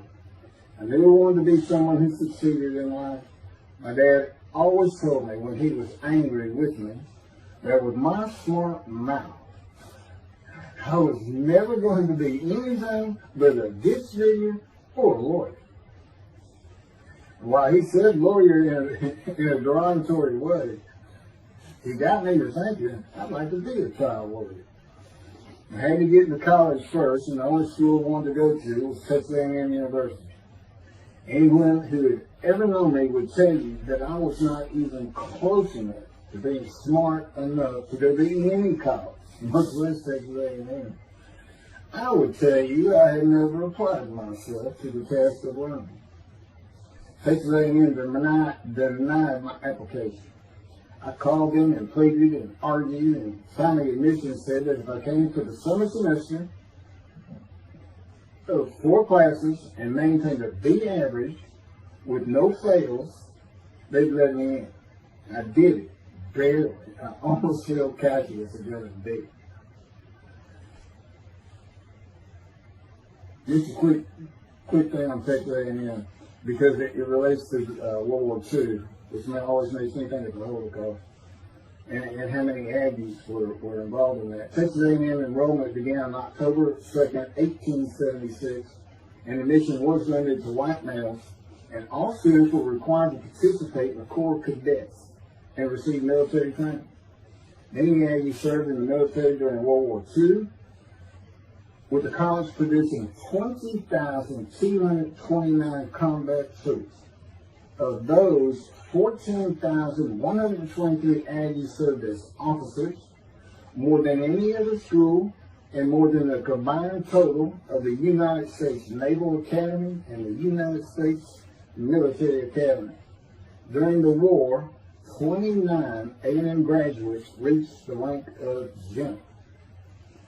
Texas A&M is more than a great university. It's the home of the Aggie family with a long history of spirit and tradition.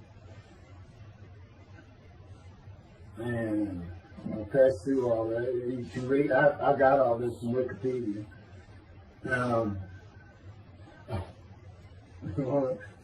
Like Notre Dame, it's a school full of tradition, especially notable at football games and in campus life, drinking beer at the Dixie Chicken. I have a good friend in what is now the volunteer Corps of Cadets, and we've been shooting pool and drinking beer all night. On the weekend, and finally left sometime after midnight. I walked my friend back to the quad, Corps Cadet Quad, a large open area where people could gather, surrounded on 4 sides by dorms for cadets only. And I dropped him off at his room. Before he shut the door, he looked at me, and not for the first time, said, "Want to race?" He's fast. We used to race many times. I said, yeah. Of course, we were pretty much, we had a lot of beer. I said, yes. And he went to the end of the hall and took off at the other end of the hall. He was fast, but I was pulling away with just a few yards to go and hit the wall before I could stop and busted my chin open. Blood's pouring out everywhere, people opening doors. Look, that's what the little guy did, the tall guy. Taller guy. I also sprained my ankle. These are my injuries that take really. I also sprained an ankle so severely playing basketball with football players that I was in a cast for 6 weeks. Those were my only injuries in the 3 years of being here. It was the gun stuff that changed me, everything in my life. I married Denise when I graduated from A&M in '79. Just 3 years after graduating high school. I went through in 3 straight years. Because I had those hours from the first summer, I just went ahead and went the next summer too. And I got out of, and I had for most A&M students for 5 years. But I went through in 3. And of course that meant I never dropped a class. It also meant I had a low GPA, grade point average. And I didn't realize how important that was for admission to law school. I was denied admissions from every school across the nation I thought I could get into. I do not know how my dad knew about South Texas College of Law in downtown Houston, but he made some inquiries and found out the dean was a graduate of Texas A&M. And we're known for helping each other. We set up an appointment with the dean. I told him of my rather intense home life and wayward ways, and that the A&M had given me a chance to prove myself as a capable student. You know, he hemmed and hawed, looked around the theater and gave me the same opportunity A&M had. 4 summer classes, B average, and no fails. I did it. I was terrible with chemistry and math, but it turns out I had good reading and comprehension. Probably from reading all those science fiction books in school. I graduated in '82, and I did great on the bar examination. T.L. McCarty, attorney at law. Who would have believed it? Which reminds me of verse 1 of Isaiah 53. Who can believe what we have heard? That's what any of my friends would say about me getting out of law school. Much less what's happening today. You go find somebody living in high school, they say, who? Oh, that can't be true. She's been out of here. I know him. Get it better. 75. 27-year headache. I'm going to pick up with that on another video. And then that'll be it. Some general comments. 5 and 6. I'm not sure what 6 is. Yeah, 27-year headache. I'll go ahead and mention God in one of these actions. I won't say anything about the dog who took a hard left between my legs. It's about just with my knee, my leg. I won't mention that. Or hitting the big sleeve on the track. And then for me, my arm just took off. I wouldn't have hit him with my right arm. The things he is doing, and getting gut shot. Yeah, I think I would have figured out, you probably shouldn't be hanging out at this store anymore if you're going to be talking to the next girlfriend for me. Little things like that, he controls my perception. Little things like that in my life to make sure I am the man of Isaiah 53. If anybody thinks I'm going to back off saying that, they're wrong. I've been through too much. My whole life is dedicated to this time, the day of the Lord. As a matter of fact, what about my day? I said, what about my day? Well, he said, well, first of all, God is speaking with you and living with you. Most people say that's pretty good. I said, yeah. But anyway, here's something he promised me that he lets me check out all the time. I'm going to put on the screen.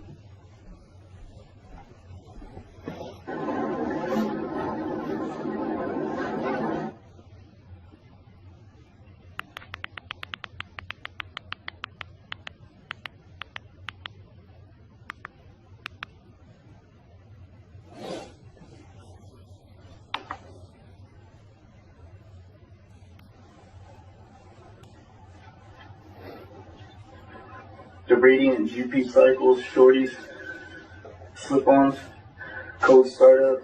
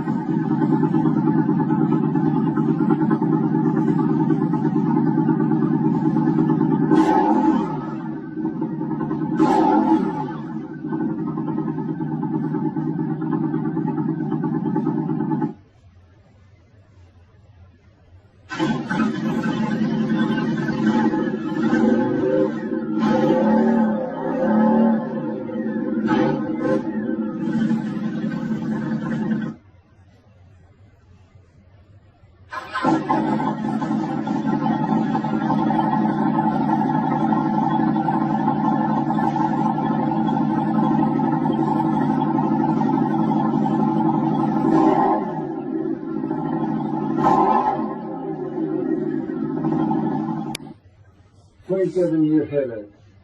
Chapter 5 of the life of God's righteous servant of Isaiah 53. The same year I graduated from law school in 1982, my son Justin was born. In 1985, my daughter Brooke was born. In 1988, my youngest child and daughter, Laura, was born. I was making good money, though I expected a lot more. In my first job with a law firm that specialized in collections. I also tried my first civil case, which, while working there, which was a nerve-wracking event, first trial. The first day I entered the courtroom, the judge asked me if I was a law clerk. I had a very youthful appearance, though I was 28 years old, not 20, common age for a law clerk. My youthful appearance in junior high school and high school with my long, wavy, blonde hair, I usually kept in a ponytail, had way too many people tell me I looked like a girl. It is interesting, though, at least to me, not one person in my entire life has ever said anything about my disfigured arm. I must have looked like a girl who would beat on you if you did. When I got mad, there was no hiding it. You could see it in my face and hear it in my words. When I was 28, Brooke was born. I tried my first civil case, and the bane of my existence on earth began. A never-ending headache that I generally thought to be associated with post-traumatic stress disorder. I had terrible nightmares from my youth, but now I seem to have begun grinding my teeth, causing the temporal mandibular joint, T&J, to ache terribly during the day, and the whole side of my head, the muscular, I don't know what you call it, but underneath the skin of the skull was always real tight, the tightening of the muscles. It was difficult to even talk to people at some points. For 27 years I had that headache. I tried it every time. Even surgery on the TNJ, and another surgery where the doctor severed my upper jaw and then trisected it to my skull and spaced it to fit my lower jaw. All to know that I could not stop the nightmares and the grinding of my teeth. Mouth guards helped my teeth, but the pressure was still there. I literally feared going to sleep. I didn't want to wake up the next day sometimes because I knew how bad the pain would be there again. It completely ended my dream of being a trial lawyer. So I got an associate position in an oil and gas firm and began learning how to prepare title opinions for oil and gas companies on tracts of land they plan to drill on. Basically, a title opinion is you start insolvency, which is when the state granted the land to someone, usually great, large tracts of land, and from there you get parceled out and cut up, and I'd be chasing one small tract within a very large one almost 200 years ago in the early 1800s. And I would have to create genealogical charts of heirship, for people who died without a will. And they had to know who the family members were. And I got very good at it. And I really enjoyed it. I did a small towns throughout Texas and into their courthouses where they would keep all the records of every transaction, of every piece of land in the county. But anyway, there's an awful lot to it. I do go into it in some detail in the book, but I'm not going to for this video.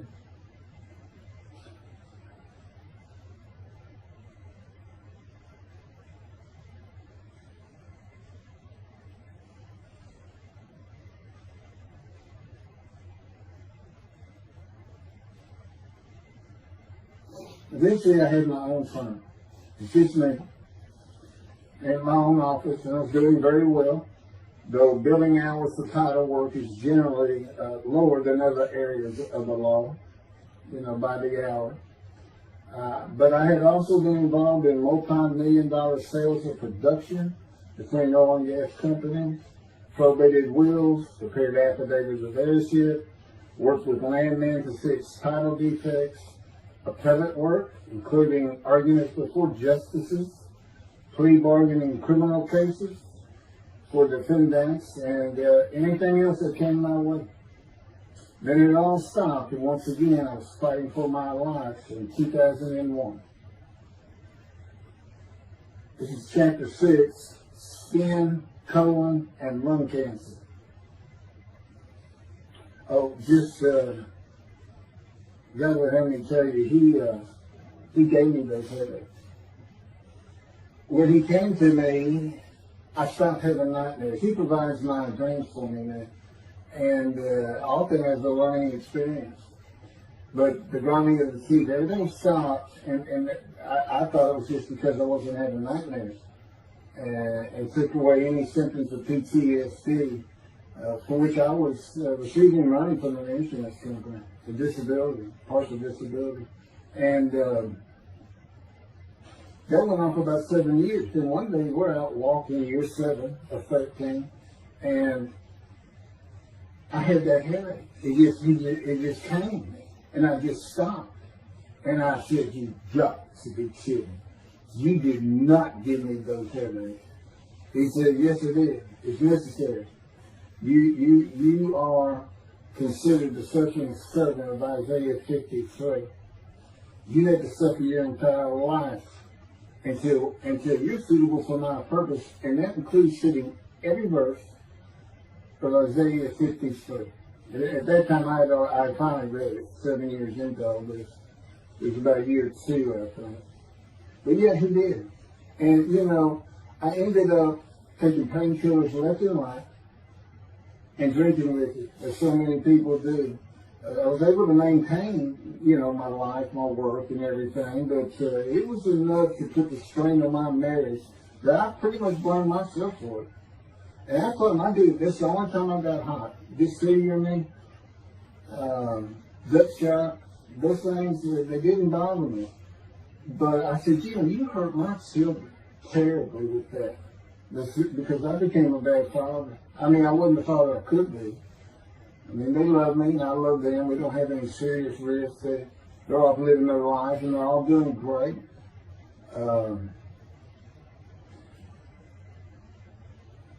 But if they consider themselves anything, they're Christians.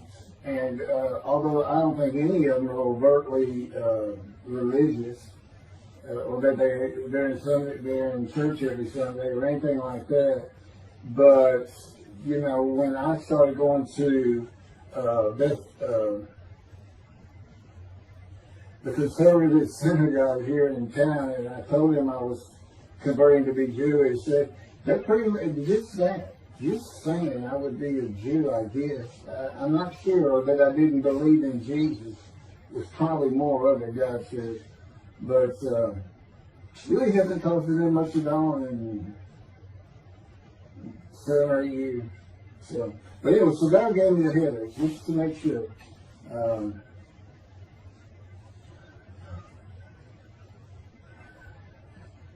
Anyway, I was married to Denise for 18 years, and we divorced in 1997. for irreconcilable differences. We agreed that she maintain custody of the children. The first to leave was Justin, and he came and lived with me. Then Brooke started getting in trouble, who is as tough as she is beautiful. Her mom's very difficult to get along with. Justin was a lot like me at his age. Trouble followed him everywhere he went. Like me, he was hard to talk to, and like me, his getting out of high school was a coin flip. He's doing great. He learned the oil and gas landman business, and I helped him out as much as I could, and friends of mine helped him out even a lot more. And he's very successful. Married, no children. Laura's married, no children. She's got a great job. And Brooke is married with 2 children. I have 2 grandchildren. Long life, see his children. You'll see what I'm talking about, long life, when I get to lung cancer that God chose to crush me with. Something had to be done, and to make matters worse, Denise had met a man, and they were going to get married. But he didn't want Brooke to be part of their new family, or Justin for that matter. He wasn't going to go stay with them anyway. Now, I had 2 of the children, and she had 1, but all still in her custody according to the divorce decree. So anyway, I stopped paying child support on those 2 that had not gotten around to the proper revision of the divorce decree when I took Justin and Brooke with me to live on the Big Island, Hawaii. Laura came with us to visit for a month. This oversight on my part resulted in Denise and now her 3rd husband filing papers in divorce court for past child support for all 3 children. For the time I had begun paying her 1/3 of the original amount. I represented myself. I had 1 contempt of court and was locked up for a day. But I never had to pay that money. By verbal agreement, I sent Laura back exactly 1 month later. I could not leave her out, and I wanted her to see where her brother and sister would be living. They were also close and protective of each other, and still are to this day. And she was so sad. One of the hardest and emotionally painful things I had ever done was put her on the plane back to Houston. I can't think of anything else. The backdrop to moving to Hawaii was my firm was in dire need of new work. But the oil and gas industry was down. It's always up and down. And my clients were not drilling. A landman I knew called and said his sister in Hawaii, a brilliant eye doctor, but not a good businesswoman, needed help resolving creditor issues stemming from her new offices and equipment purchases. I told him it was a good time for me, as things were slow, and who's going to turn down a pretty expensive trip to the Big Island, Hawaii. So I went and took care of everything without charge, but of course everything was paid for. When I came back to live in Hawaii at the urging of the doctor that I had helped, who did not like the look of an abrasion on my chest, and it had been there for years, I was examined by a friend of hers, and it was cancer. I don't remember what the doctor called it. He removed it in surgery with a 6-inch diameter circular cut, and it was not malignant. I could practice in just about any area of the law. And all I had to do was pass the Hawaii bar exam, one of the toughest in the nation. While studying to the bar, my body, all at once, in a moment, told me something bad was wrong with me. I had been running, swimming, riding my bike everywhere I went, letting Justin have the car, and had been feeling good and strong. In a moment's time, I was weak and sick while grocery shopping, and there was a pain in my belly and my abdomen. I did not know it, but a large tumor in my colon had burst through my colon, and I was bleeding internally. I did not go to a doctor, which I guess is my nature. That, and I did not have medical insurance. Anyone asking for help asking anyone for help unless things were at a critical stage, such as a bullet wound, was something I couldn't do. I mean, there's all kinds of personality disorders. I thought surely it would pass and decided to just give it time and bear up to the abdominal and belly pain. I continued studying and took the Hawaii bar on Oahu and Honolulu in the summer of 2001.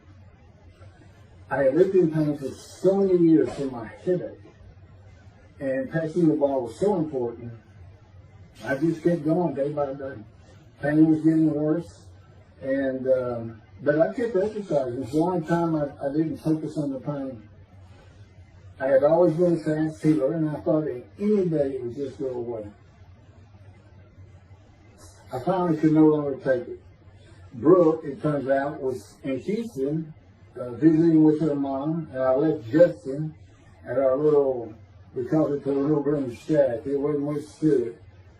We weren't there very often, really, except to sleep. And went to Houston to find a doctor for diagnosis, staying at my parents' townhome. This is where I'm at now. I had allowed my major medical insurance to lapse using premiums for child support when things had gotten lame. I just needed someone to tell me what was wrong. I would find a way to take care of whatever the diagnosis was. Early September, I was close to dying, lying on the floor of a dingy apartment of a friend who traveled for work. I could no longer get up to even try and get medical help. And I had not told anyone how bad it had become. Then the flames hit New York. Seeing how grief-stricken so many relatives were on the news, I began to think for the first time how awful my children would feel when they found out how and where I died all alone. So I asked my father, again, it caused me to ask people for things, for the money to pay for a colon examination that had been suggested by a doctor at one of those clinics you find in a strip mall, the only places I could afford. The doctor who performed the colonoscopy finally found what was making me so ill and unable to eat. A malignant tumor 6 to 8 inches long that had burst through my colon, and I was bleeding internally. You know, I come out of anesthesia, partial anesthesia, and he's holding this picture, and it's this great big purple blob, and he said, I couldn't get the scope past this. That's a good way to wake up. To say it crushed me in my life is an understatement. The pain, the weight loss, inability to eat, all I could do was drink calorie drinks. Began about 4 months before the colon examination. That was 4 months of sheer pain. But as it turns out, I did pass the Hawaii bar exam. It was now early October 2001. The doctor told me, look, you don't have insurance. Go to Bentop Hospital. That's the hospital I went to when I got gut shot. Gunshot. I prefer gut shot. It sounds good. Forget it, man. And he gave me the picture from the procedure showing what he could not get the scope past. He's shaking his head and saying, you should have come in much earlier. So I went to Bentop thinking I was here in 75 on October 5, dying, but I did survive. And here I am again on the first week of October 2001. Showed the pictures to the admitting nurse. Instead of him sending me to the waiting room, she just looked at me and she said, Mike, this is a public hospital. I mean, you can wait all day long to have a cold check. She looked at me and said, why did you wait so long? And how are you still alive? And I told her, I have no idea. She did not send me to the waiting room. They had an orderly take me immediately to a room. There they hooked me up to a morphine machine where I could hit a button at a time interval I could no longer remember and receive a small dose. I didn't know I never missed one. I was very depressed. My parents who waited in that line for admittance with me looked so sad and depressed. It was not one of my better days, though I finally had some pain relief. Day after day, I lay there waiting for the next test they would run.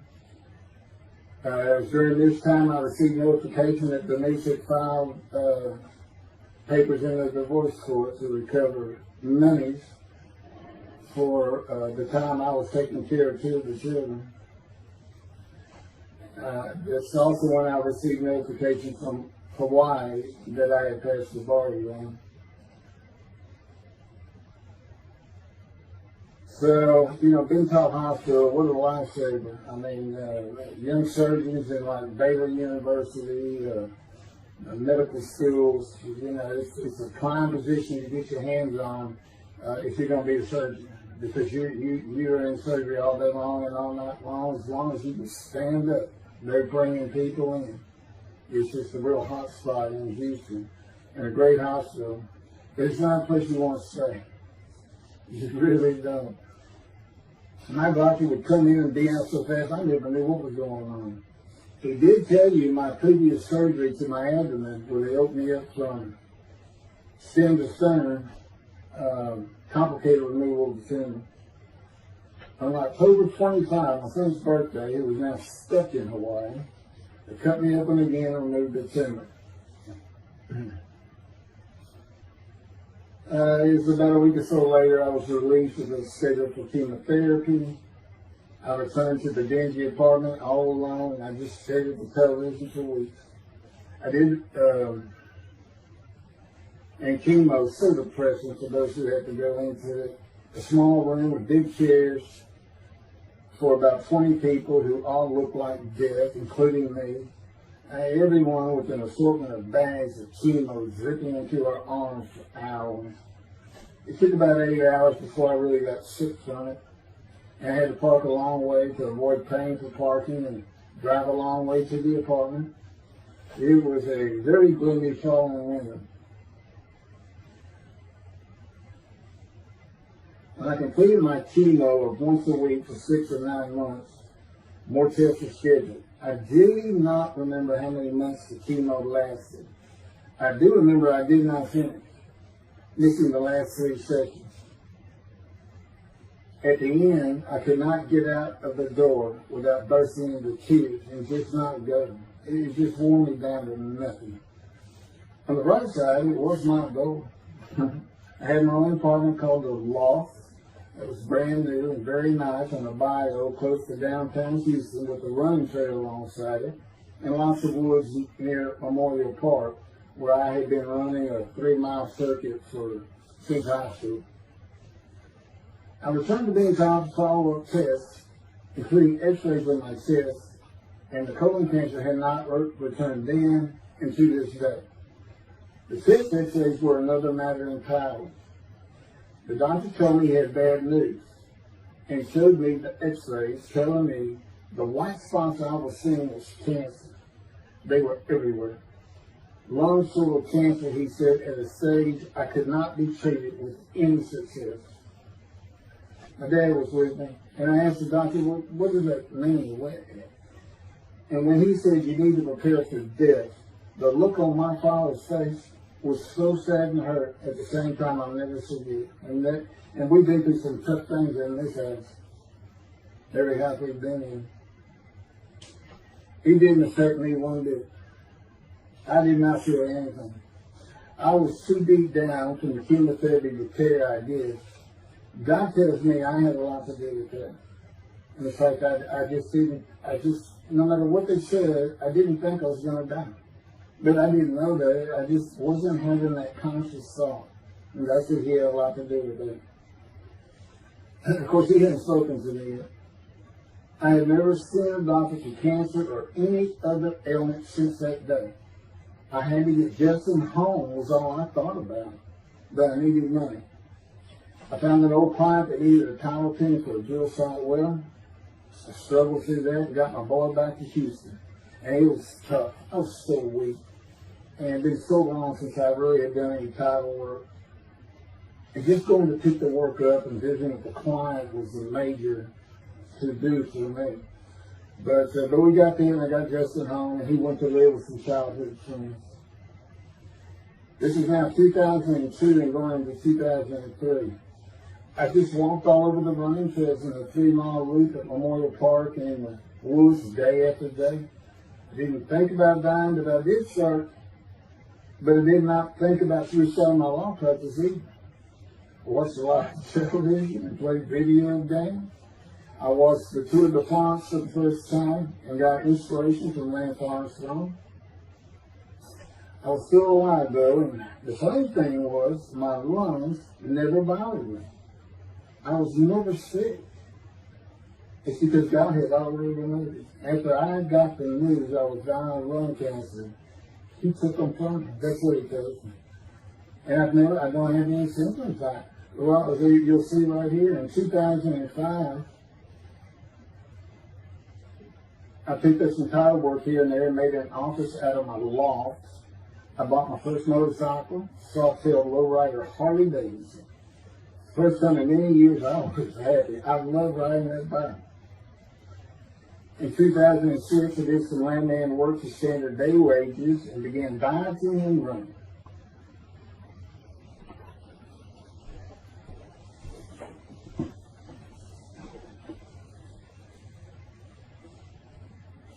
Now, once again, my camera only goes for 29 minutes and 59 seconds, and I gotta, back up just a little bit.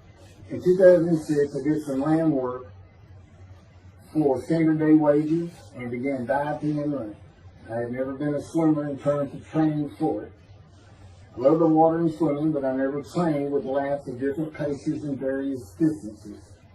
Mostly because I was so slow, because of my right arm. I was reaching an age, though, where endurance in my running was more important than speed.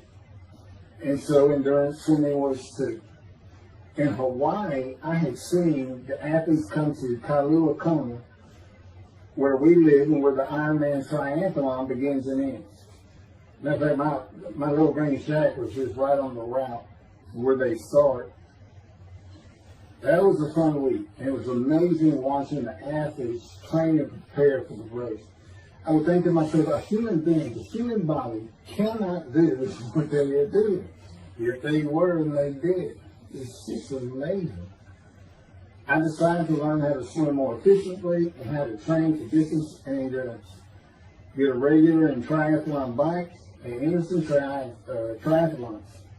I was still alive and finally a direction and purpose in my life.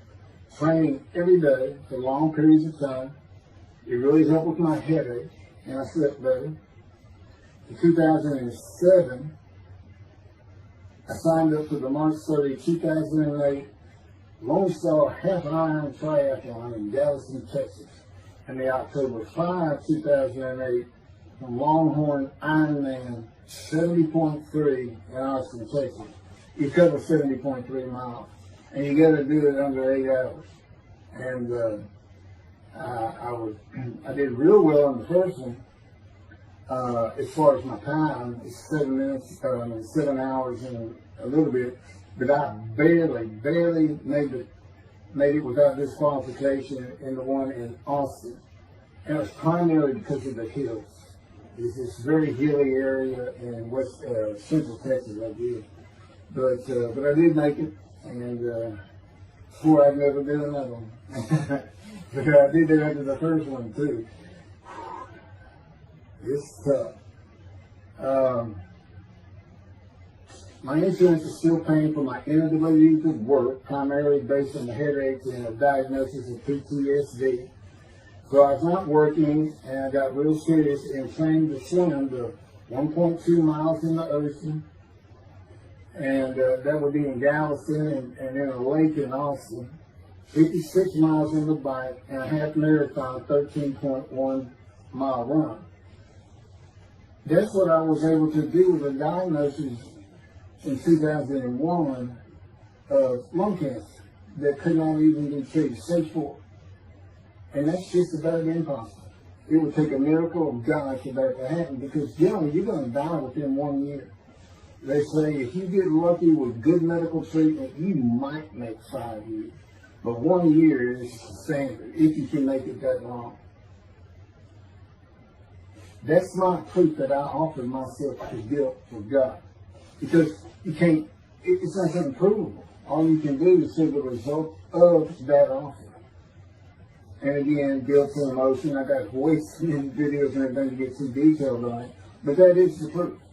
You know, I got the colon cancer 20 years ago when the plane hit New York. And it's 2000. Oh, that was 2001, right. Too many things go through my mind when I start thinking that those cancer years. But God, He removed it. He had something for me to do, but that's verse 10. God chose to crush him with his disease. And as I've mentioned, the reason He chose that is to show that I was blemished. The fact that could not possibly be an offering for sacrifice, because He knew what the Gentiles were going to do. They were going to put an unblemished lamb in there and call the Jewish people's Bible their own, and use the laws of Leviticus, not unlike Mr. Toby the Singer and his 6 million blemished lamb sacrificed by Hitler, the righteous servant of God. How that seems to read. He's welcome to respond any way he wants to do that, but it's on the video, it's in the book, it's in quotes by him from his midrash, from his site, and he said, share this with everybody. Everybody can take it. Just share how great my knowledge is. Well, it's lacking in some areas. We don't question he's an intelligent man, but his reasoning capabilities, in my opinion, at least it's Isaiah 53, are severely wanting. I am that man. And God's going to give Christians hell with it and with me. Just like I just heard this for the first time on the video. When all of a sudden he had me say that Jesus announced he wasn't the man of Isaiah 53 on the cross when he said, Father, Father, Father, why are you forsaking me? Because he was about to die. And Isaiah 53, who he thought he was, and he's not, he didn't fit the verses, but he thought he was supposed to be exposed to death. But given long life, so boldly he goes into the Roman Jerusalem and gets himself taken up. He's not worthy. Delusional, yeah, maybe. But as far as I'm concerned, he's nothing but a story. He never existed. And the story starts with the ascendings of the Red Sea Scrolls and the teacher of righteousness. Real quick, I'll go over that. Here's the thing. Their founder is called the teacher of righteousness. Okay? They were great followers of Isaiah. They had the great scroll of Isaiah. They're prolific writers and copyists. They had their own gate at Jerusalem. Their ascends gate. Now, the New Testament never mentions them. You got Pharisees, Sadducees, Essenes, but they never mention an Essene. And Jesus, quite frankly, would have been one of them.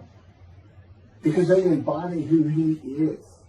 They didn't like riches, hated sin, they didn't like material things.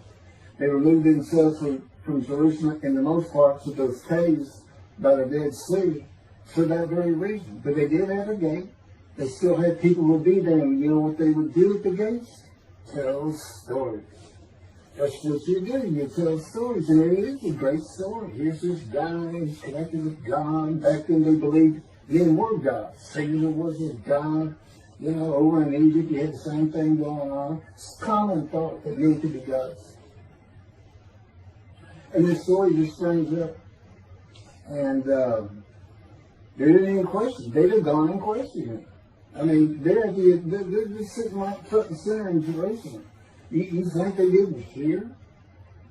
This man walking on water, raising the dead, feeding 5,000 with 2 fish and 5 loaves,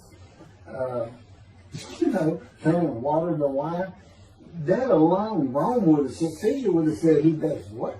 He turns water to wine. Bring him to me. Don't take the hair on his head. You don't kill the man who turns water to wine. You send him out with your arms. Make your men half. It's there's so many ridiculous aspects to it. Most particularly, God performed a human sacrifice to the sinning Gentiles. He's left the sinning Jews for the sinning Gentiles.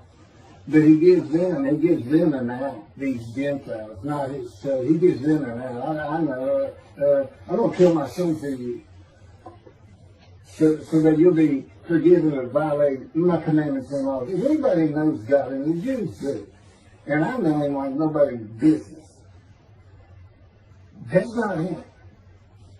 That's not him. I mean, he told the Jews, I'm never going to leave you, but I will punish you. Now that's it. That's him. And he'll put you through hell just to make you a better person, a better people. And he has no plans to change it, man. He's not going to change the minds and the thinking of billions of people to make them love the Jew. He's just not going to do it. And the practicality is, he didn't create man for him to even be able to do that. Now, he could have created humanity where he could do that. He could change the mind of everybody at the same time. I'll tell you on this, he's been working on my mind for 13 years. It is one brutal compromise. It's a very one-on-one affair. Now, he says, now, I could just kill everybody. Yeah, that's easy, isn't it? That's easy. I could just kill everyone, but he said, that's not, it's all about this. You got to know how to read the Bible. It's written for antiquity first, and the Dark Ages, and then the Age of Enlightenment. I mean, basically, he's saying you've got to go back over it. You've got to check these guys. You've got to check Rambam and his speech. God's going to make the world speak Hebrew. Or, yeah, they will be the pure. So you got to check some of this stuff. And I read Rashi's, I went through his Isaiah 53 main branch, and all I can say is very unimpressed. I see what he has to say in Malachi. He didn't pick up on any of this. He didn't know what the angel of the Lord is, the angel of the covenant that you desire. He doesn't know how Moses goes by, a burning bush is not consumed, the angel of the Lord is in there, and God speaks. I do. To me, it's just like, well, it's just some basic concepts, and all of a sudden, and quite frankly, it'll open up the scripture to the Jews. They can put the Talmud aside for a little while. But I will say this. God says, if you can study it, study it. There's all kinds of great things in it. Just be real careful about what you teach in it. And it's useful for heaven. If you like to talk about Talmud as a scholar with other Jews, who may very well be in scroll remembrance with you, you can meet up with them.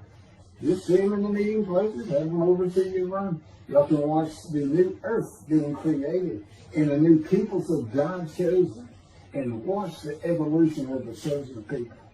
And humanity, the same as this one. God says, why would I change? Why would I change it? When I did it, it's perfect. And you can tell me sooner that the evolution that he's talking about, where all of a sudden the world son of the Jews been going on for over 3,000 years, and today anti-Semitism is up, and David is here. It's not going to happen. Thank you very much. I will be doing, was that 5 and 6? Yeah, that was 5 and 6. Now the book picks up at chapter 7. It's on a video when God first speaks to me. And it's just very interesting. And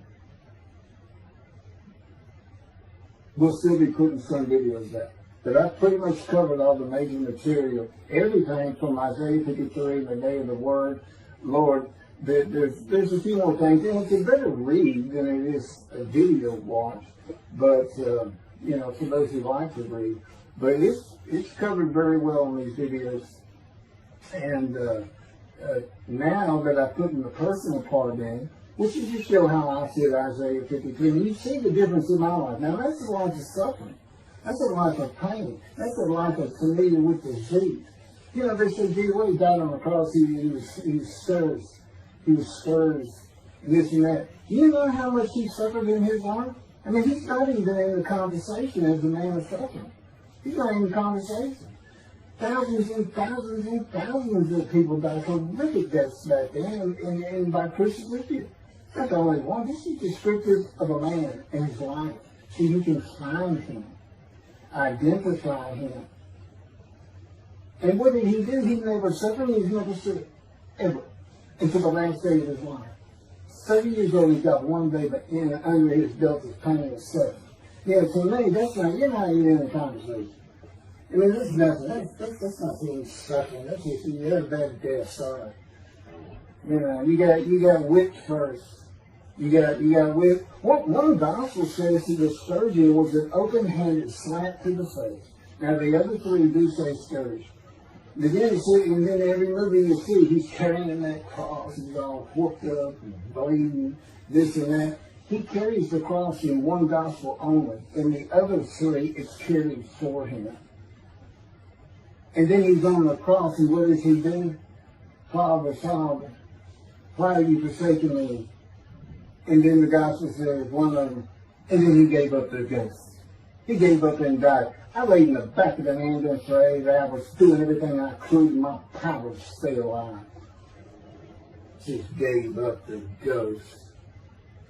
This is another video where we make that a little bit more humorous. Anyway, thank you for listening, and I guess that's it. Thank you.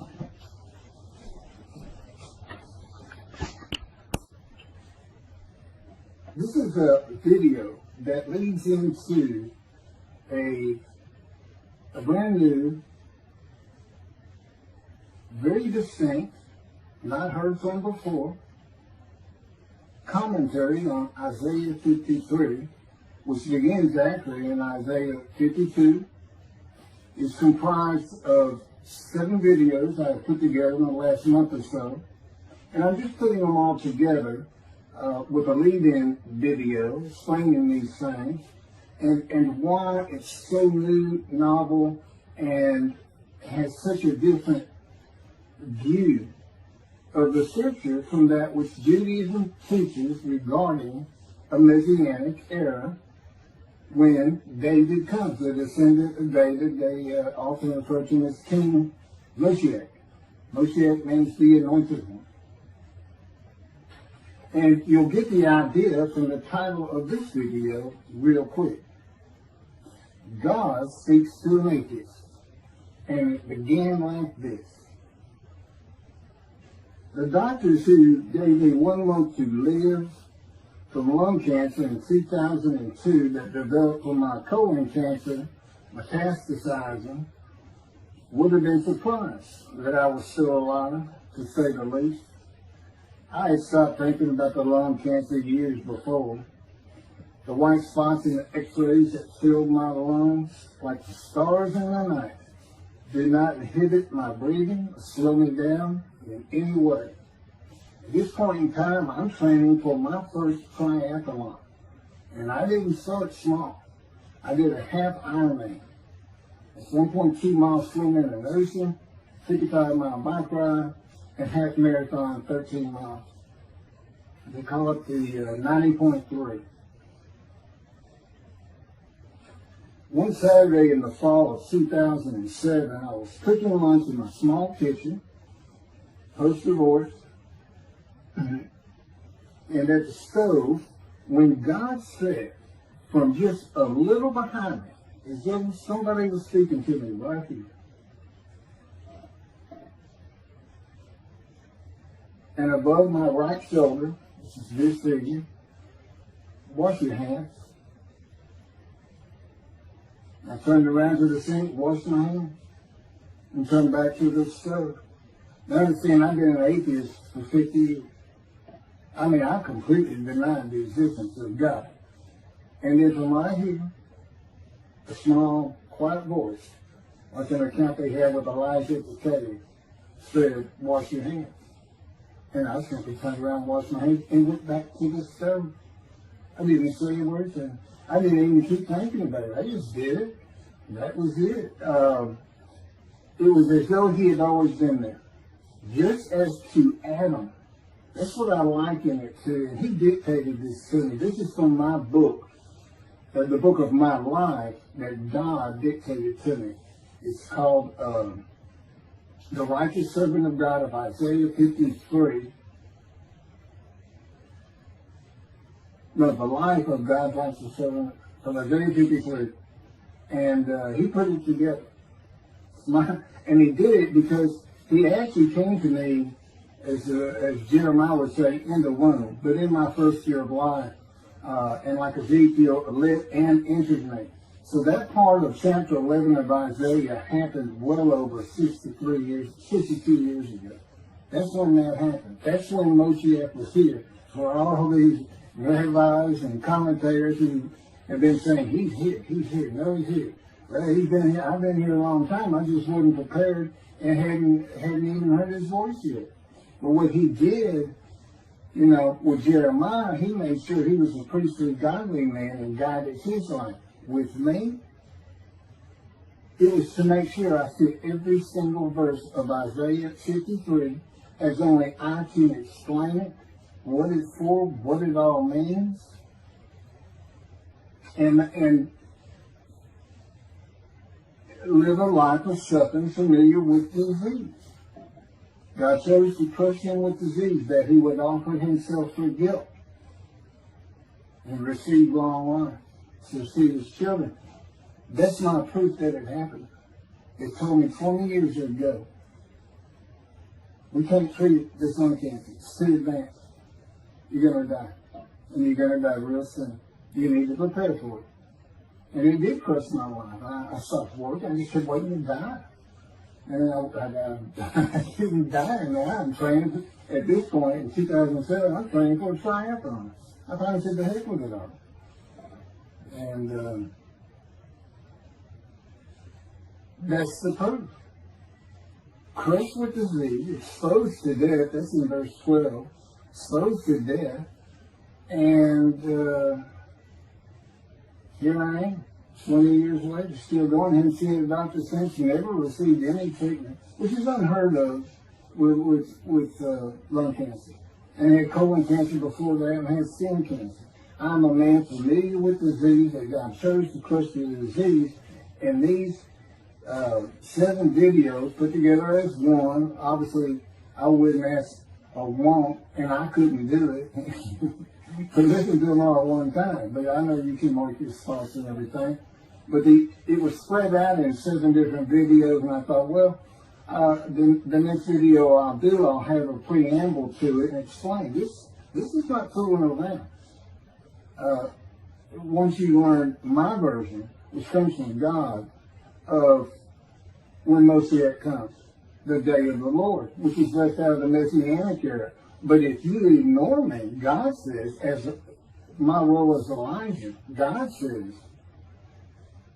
when he does return to his temple suddenly, it's going to be with, and it's not there, it's going to be with utter destruction to the land. Okay, all this is explained, so I'm not going to keep going in detail and carry on with God first speaking to me, but it was as what Adam would have felt like. This is natural. I mean, to him, having somebody speaking to him from above him, from up here, from within him, it's perfectly natural. And he wouldn't be falling down in reverencing and I'm not worthy and all that. It would just be this person's always talking to him and telling him what to do. The fact that he doesn't see him wouldn't probably enter into his mind. This is the natural order of the world for Adam and me, particularly today, 13 years later. Still in God's final refinement, preparing me, and now we have the books, they're unpublished, Jewish publisher, Christian publisher. I dare not even send it to them. Because how harsh I am on Jesus Christ, who said he was the man of Isaiah 53, and it's because of him I had to get crushed with cancer. That's what that's all about. God doesn't have to crush you to make you offer yourself for guilt. He just seized Ezekiel and put him through the fire of refinement, the anguish of it, and sent him off to be a prophet to the Assyrian, Babylonian exile, of which he was one, actually. Ezekiel, the book of Ezekiel is the key to Isaiah 53. That's my backer. See, God, these videos, everything, the way where he put angel of his presence and Holy Spirit, that Judaism doesn't recognize. A host of the Lord's host. It's in the book of Joshua, one time. He did it so they wouldn't find it. He knew what this was going to be about. These are my priests. This is what it's all about. He set it up for me to be this controversial. You just got to take the Messianic era of Judaism and toss it out the window. And you'll understand why, when God has me explain it to you, He controls everything I do, think, and say.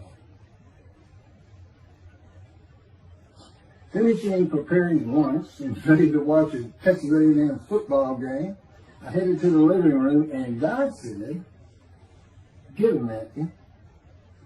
I turned back to the kitchen and got a paper towel. Sitting on the couch from about the same place. Sitting on the couch with the television on and my plate in my lap, God said, "Get your TV tray." I got up, set my TV tray in front of me, and placed my plate on it, began eating and watching the game. That night, I was in bed reading a book. From the doorway, God said, "Tomorrow we're going to Bed Bath & Beyond, the store, to buy a shower curtain, sheets, pillowcases, and shopping journals for things that you need." I said, "Okay," and continued reading my book. That's God spoke through an angel. That's how it started. We call it the early years now. Talk about it. It is so different from the way things are, and all the same in the same breath. And I have since done this. It was by His power upon my emotions and thoughts that His presence with me was though He had always been there. In other words, when you read in the Hebrew Bible, God calls somebody's name like little Samuel, He says, "Here I am. Here I am." Now there's some accounts of people falling to the ground, but He can put a silent knowing to you. He can put knowledge within you, your mind, where you never hear a word from it. In other words, put into your mind the God of all creation is about to speak to you. And He doesn't have to say, "Stay calm." He controls emotions. He's saying, "Keith, I created emotions. And there's nothing I can't do with yours, and believe me, it's just been proven. I'm not going to get into all that. This story goes on. It turns out he had been like Jeremiah from the womb, and he passed by that. I've never been affiliated with any church or synagogue. I've never had any teaching from yeshiva or seminary. Throughout my life, I did not. Let's put it this way. I was the actual opposite of Jesus Christ. Actual opposite. I'm a sinner. You know, I mean, He took me back. He said, "Look." Because I said, "Well, I wasn't that bad of a sinner." It was. He said, "Still it." Still, He go off in vision like the story of Scrooge and the Ghost of Christmas Past. I said, "I'm so getting smart with Him. This is just talking friend to friend. I can talk to Him like He's just a buddy sometimes. There is a line I know not to cross." I said, "Why would you call that a sin? Why is that a sin?" He said, "Keith, it's a sin. You lied." I said, "You did, but if I didn't lie, I was going to jail." He said, "But that don't make it good." I said, "Well, which comes first? Going to saving yourself?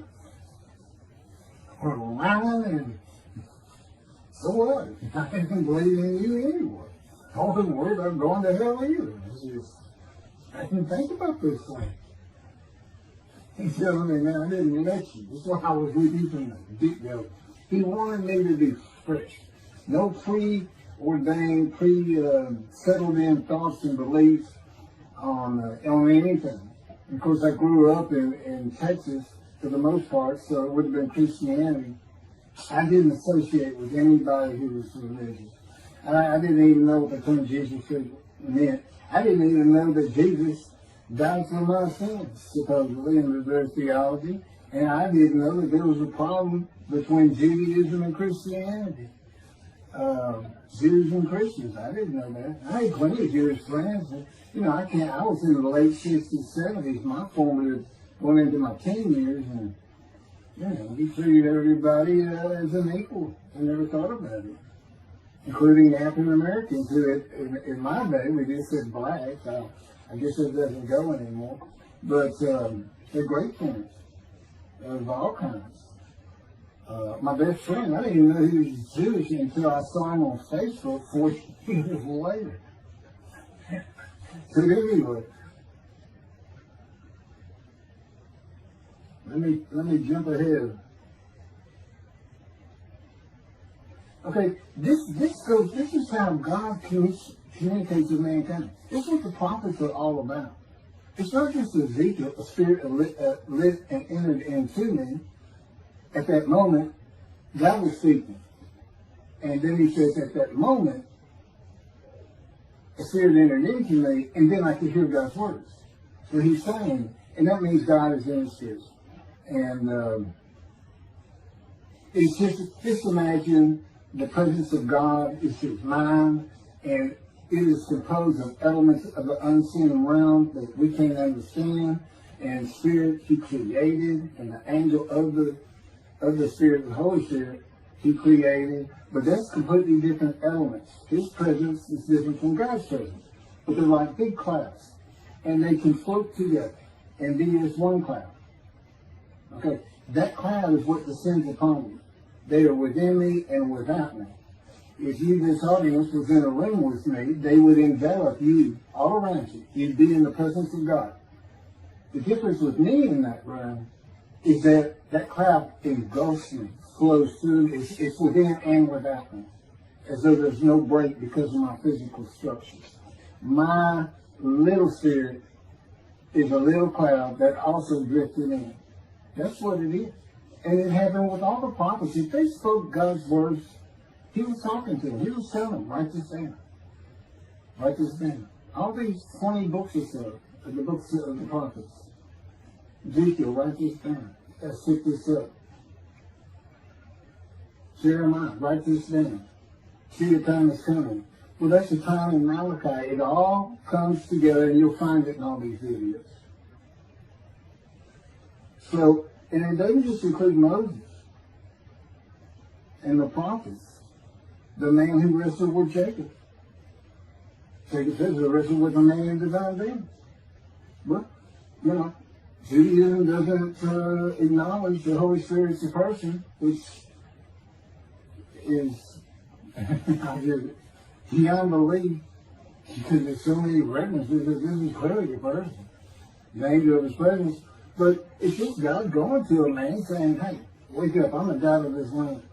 See this man over here sleeping? His name's Jacob. He's got his head on a rock. Go jump on him and start wrestling. Don't worry about it. I'm going to orchestrate the whole thing. You'll be fine.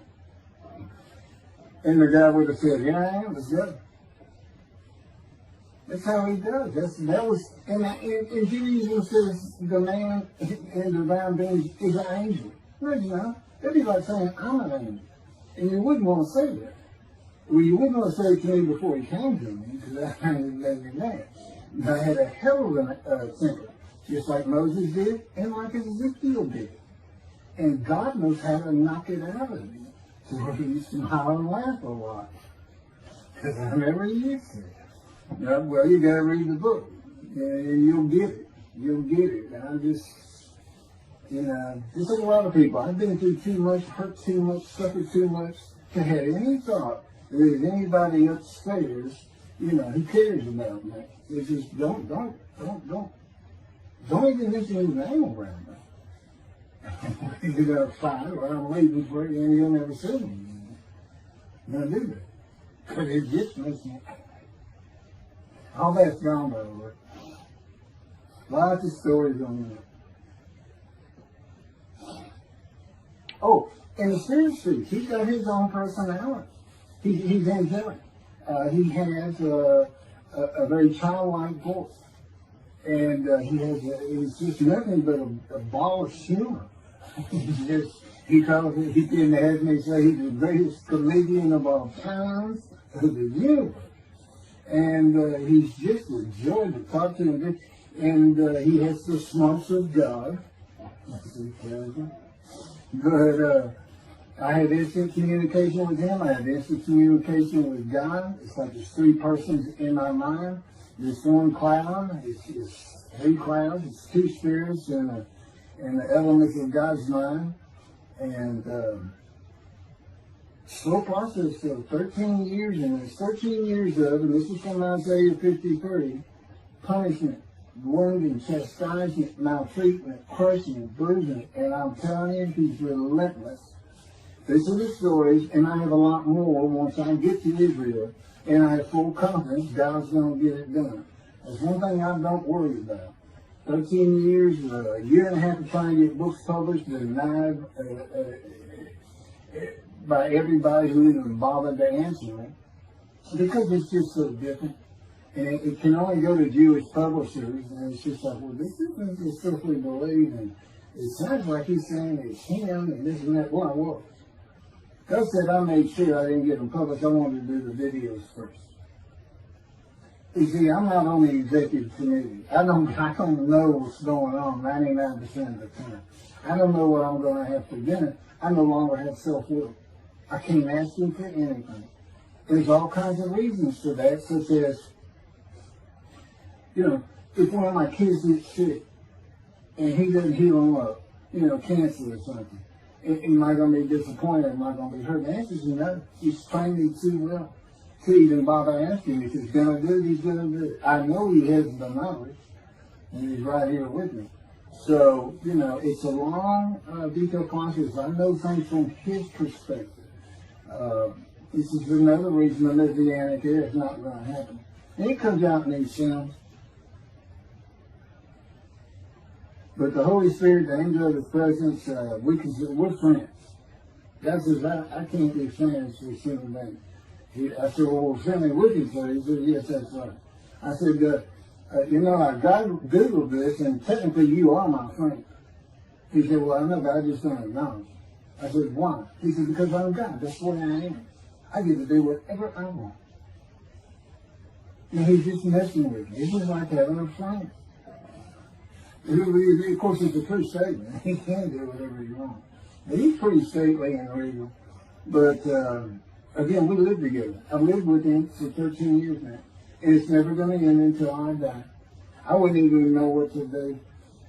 He said, if I left you, you're going to fall down dead. You're not supposed to be alive. I keep you alive. So I took that cancer from you, but I just put it back in if you do something that you want to leave. I said, well, what am I going to do? No self-will. To an extent, no self-thought. And I'm telling him, I'm not even human being anymore. He said, well, what are you? I said, I don't know. I'm naming divine beings, but I'm not human. I don't have self-will. That's what distinguishes a human being from an animal. He said, but I'm being a human for you. I'm providing you self-will. So you do, in a way, have it. So you're still a human being. I said, well, I'm dead. He said, why are you dead? I said, because it's like my brain's not connected to my spirit anymore. It's like you're sending all the information in. And that's about heaven. I haven't lived the existence in heaven as to my thoughts, because in heaven you won't have a mind. The heaven for the Jewish people only, I might add. You won't have a mind. God's got to provide it for you. He's got to be you for you as a completely new and different creature. Still you. Very amazing story on how that goes. And I'm talking all these things and literally experiencing, not only in the real, but in vision. I've had more visions than, if you count every single vision in the Hebrew Bible and the New Testament, I've had easily double that. And I'm a walking visual. God's communication, and this actually shows up in the story of Moses, he won't let me tell right now. But he puts images in your mind. Instead of saying a sentence, you get something in your mind, a picture. Anyway, I call it visuals. And you can be wide awake for those. And I can be in vision wide awake. Okay, so we finished our shopping. Shower curtains and everything. And God said, let's go to the bookstore and get you a Tanakh. To which I replied, well, what's the Tanakh? I didn't Hebrew Bible, okay. Well, I know the Holy Bible, the New Testament and Old Testament. And on we go. I'm starting to learn for the first time.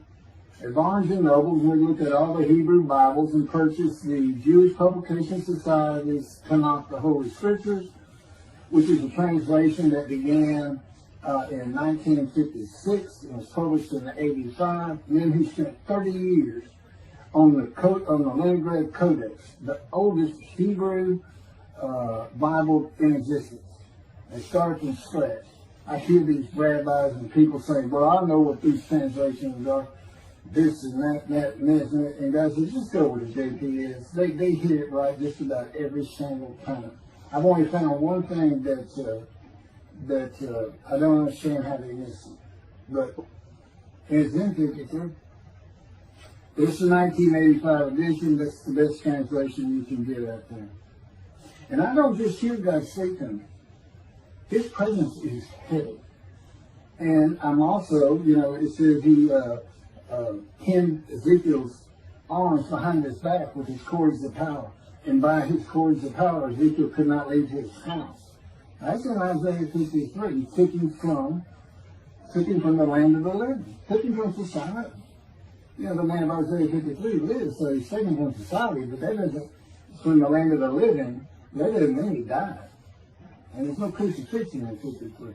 So you start to see how Ezekiel is so important in this, and that's where you find out about the covenants of friendship that come with God in the day of the Lord when Moshiach comes. Again, you don't hear anything about it in this Messianic era. I'll tell you this. I think the Jewish people are going to like this better. I think throwing out all that rubbish Judaism's been teaching from back in antiquity, that's where they're stuck, and see what's really going to happen with God coming back, a man in divine being, with the capabilities of Moses, Elijah, the descendant of David, all their attributes, okay, are in me. I can be each and every one of them, and I can be all four of them at one time. And God can speak to me. So, it's going to be fun, and he wants a simple rebuilt. That's the purpose of Isaiah 53. It says, a purpose which not possible of God.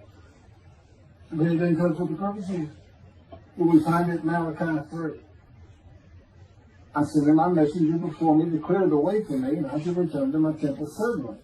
But the covenant that comes with David says, I'm going to place my sanctuary amongst you. He already knows it's not going to be there. And then we have Elijah in Malachi 3. Well, he's got a purpose that might prosper.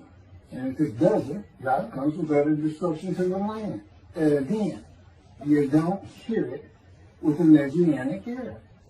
Utter destruction to the land. To 7 million Israeli Jews. How can you not read that and go, that sounds an awful lot like, I'm going to raise up armies against you. How can you just ignore that? Well, anyway, we're going to see stuff. And the purpose that might prosper, I never believed that. I think they just puts the man of the righteous servant of God in 53. I think that puts him with, he's got the same purpose as Elijah. Elijah's supposed to bring the families back together through the laws and teachings God gave Moses, or being mindful of them. That's the new covenant. It's an amendment. It's an amendment that also has a new inclusion of sin forgiveness. Over the last 63 years, God's presence has resided in Texas, Louisiana, Florida, and Hawaii. And he is more than ready to return to his land, Israel. Because wherever I am is where his presence is, and those are all the different states I lived in over this time period. Wherever I go. And in fact, if you see me in Israel down at the old city or down at Tel Aviv, you can turn to your friend and say, hey, I know where God is. I say, really? I thought he'd have let, some people say he died. He said, no, you see that guy over there? He's all around that guy. And some say inside too. That's what it's going to be like. God said, when is Israel? We're never leaving again. I said, I want to see Great Britain. He said, it's like, did you use that for something? I was like, oh, yeah, that's good. I hope I fry if I hit the border and cross over. I'm going to just burn up. It's in a combustible flame. But anyway, that's where he wants to be. And I'm sure he's going to get there.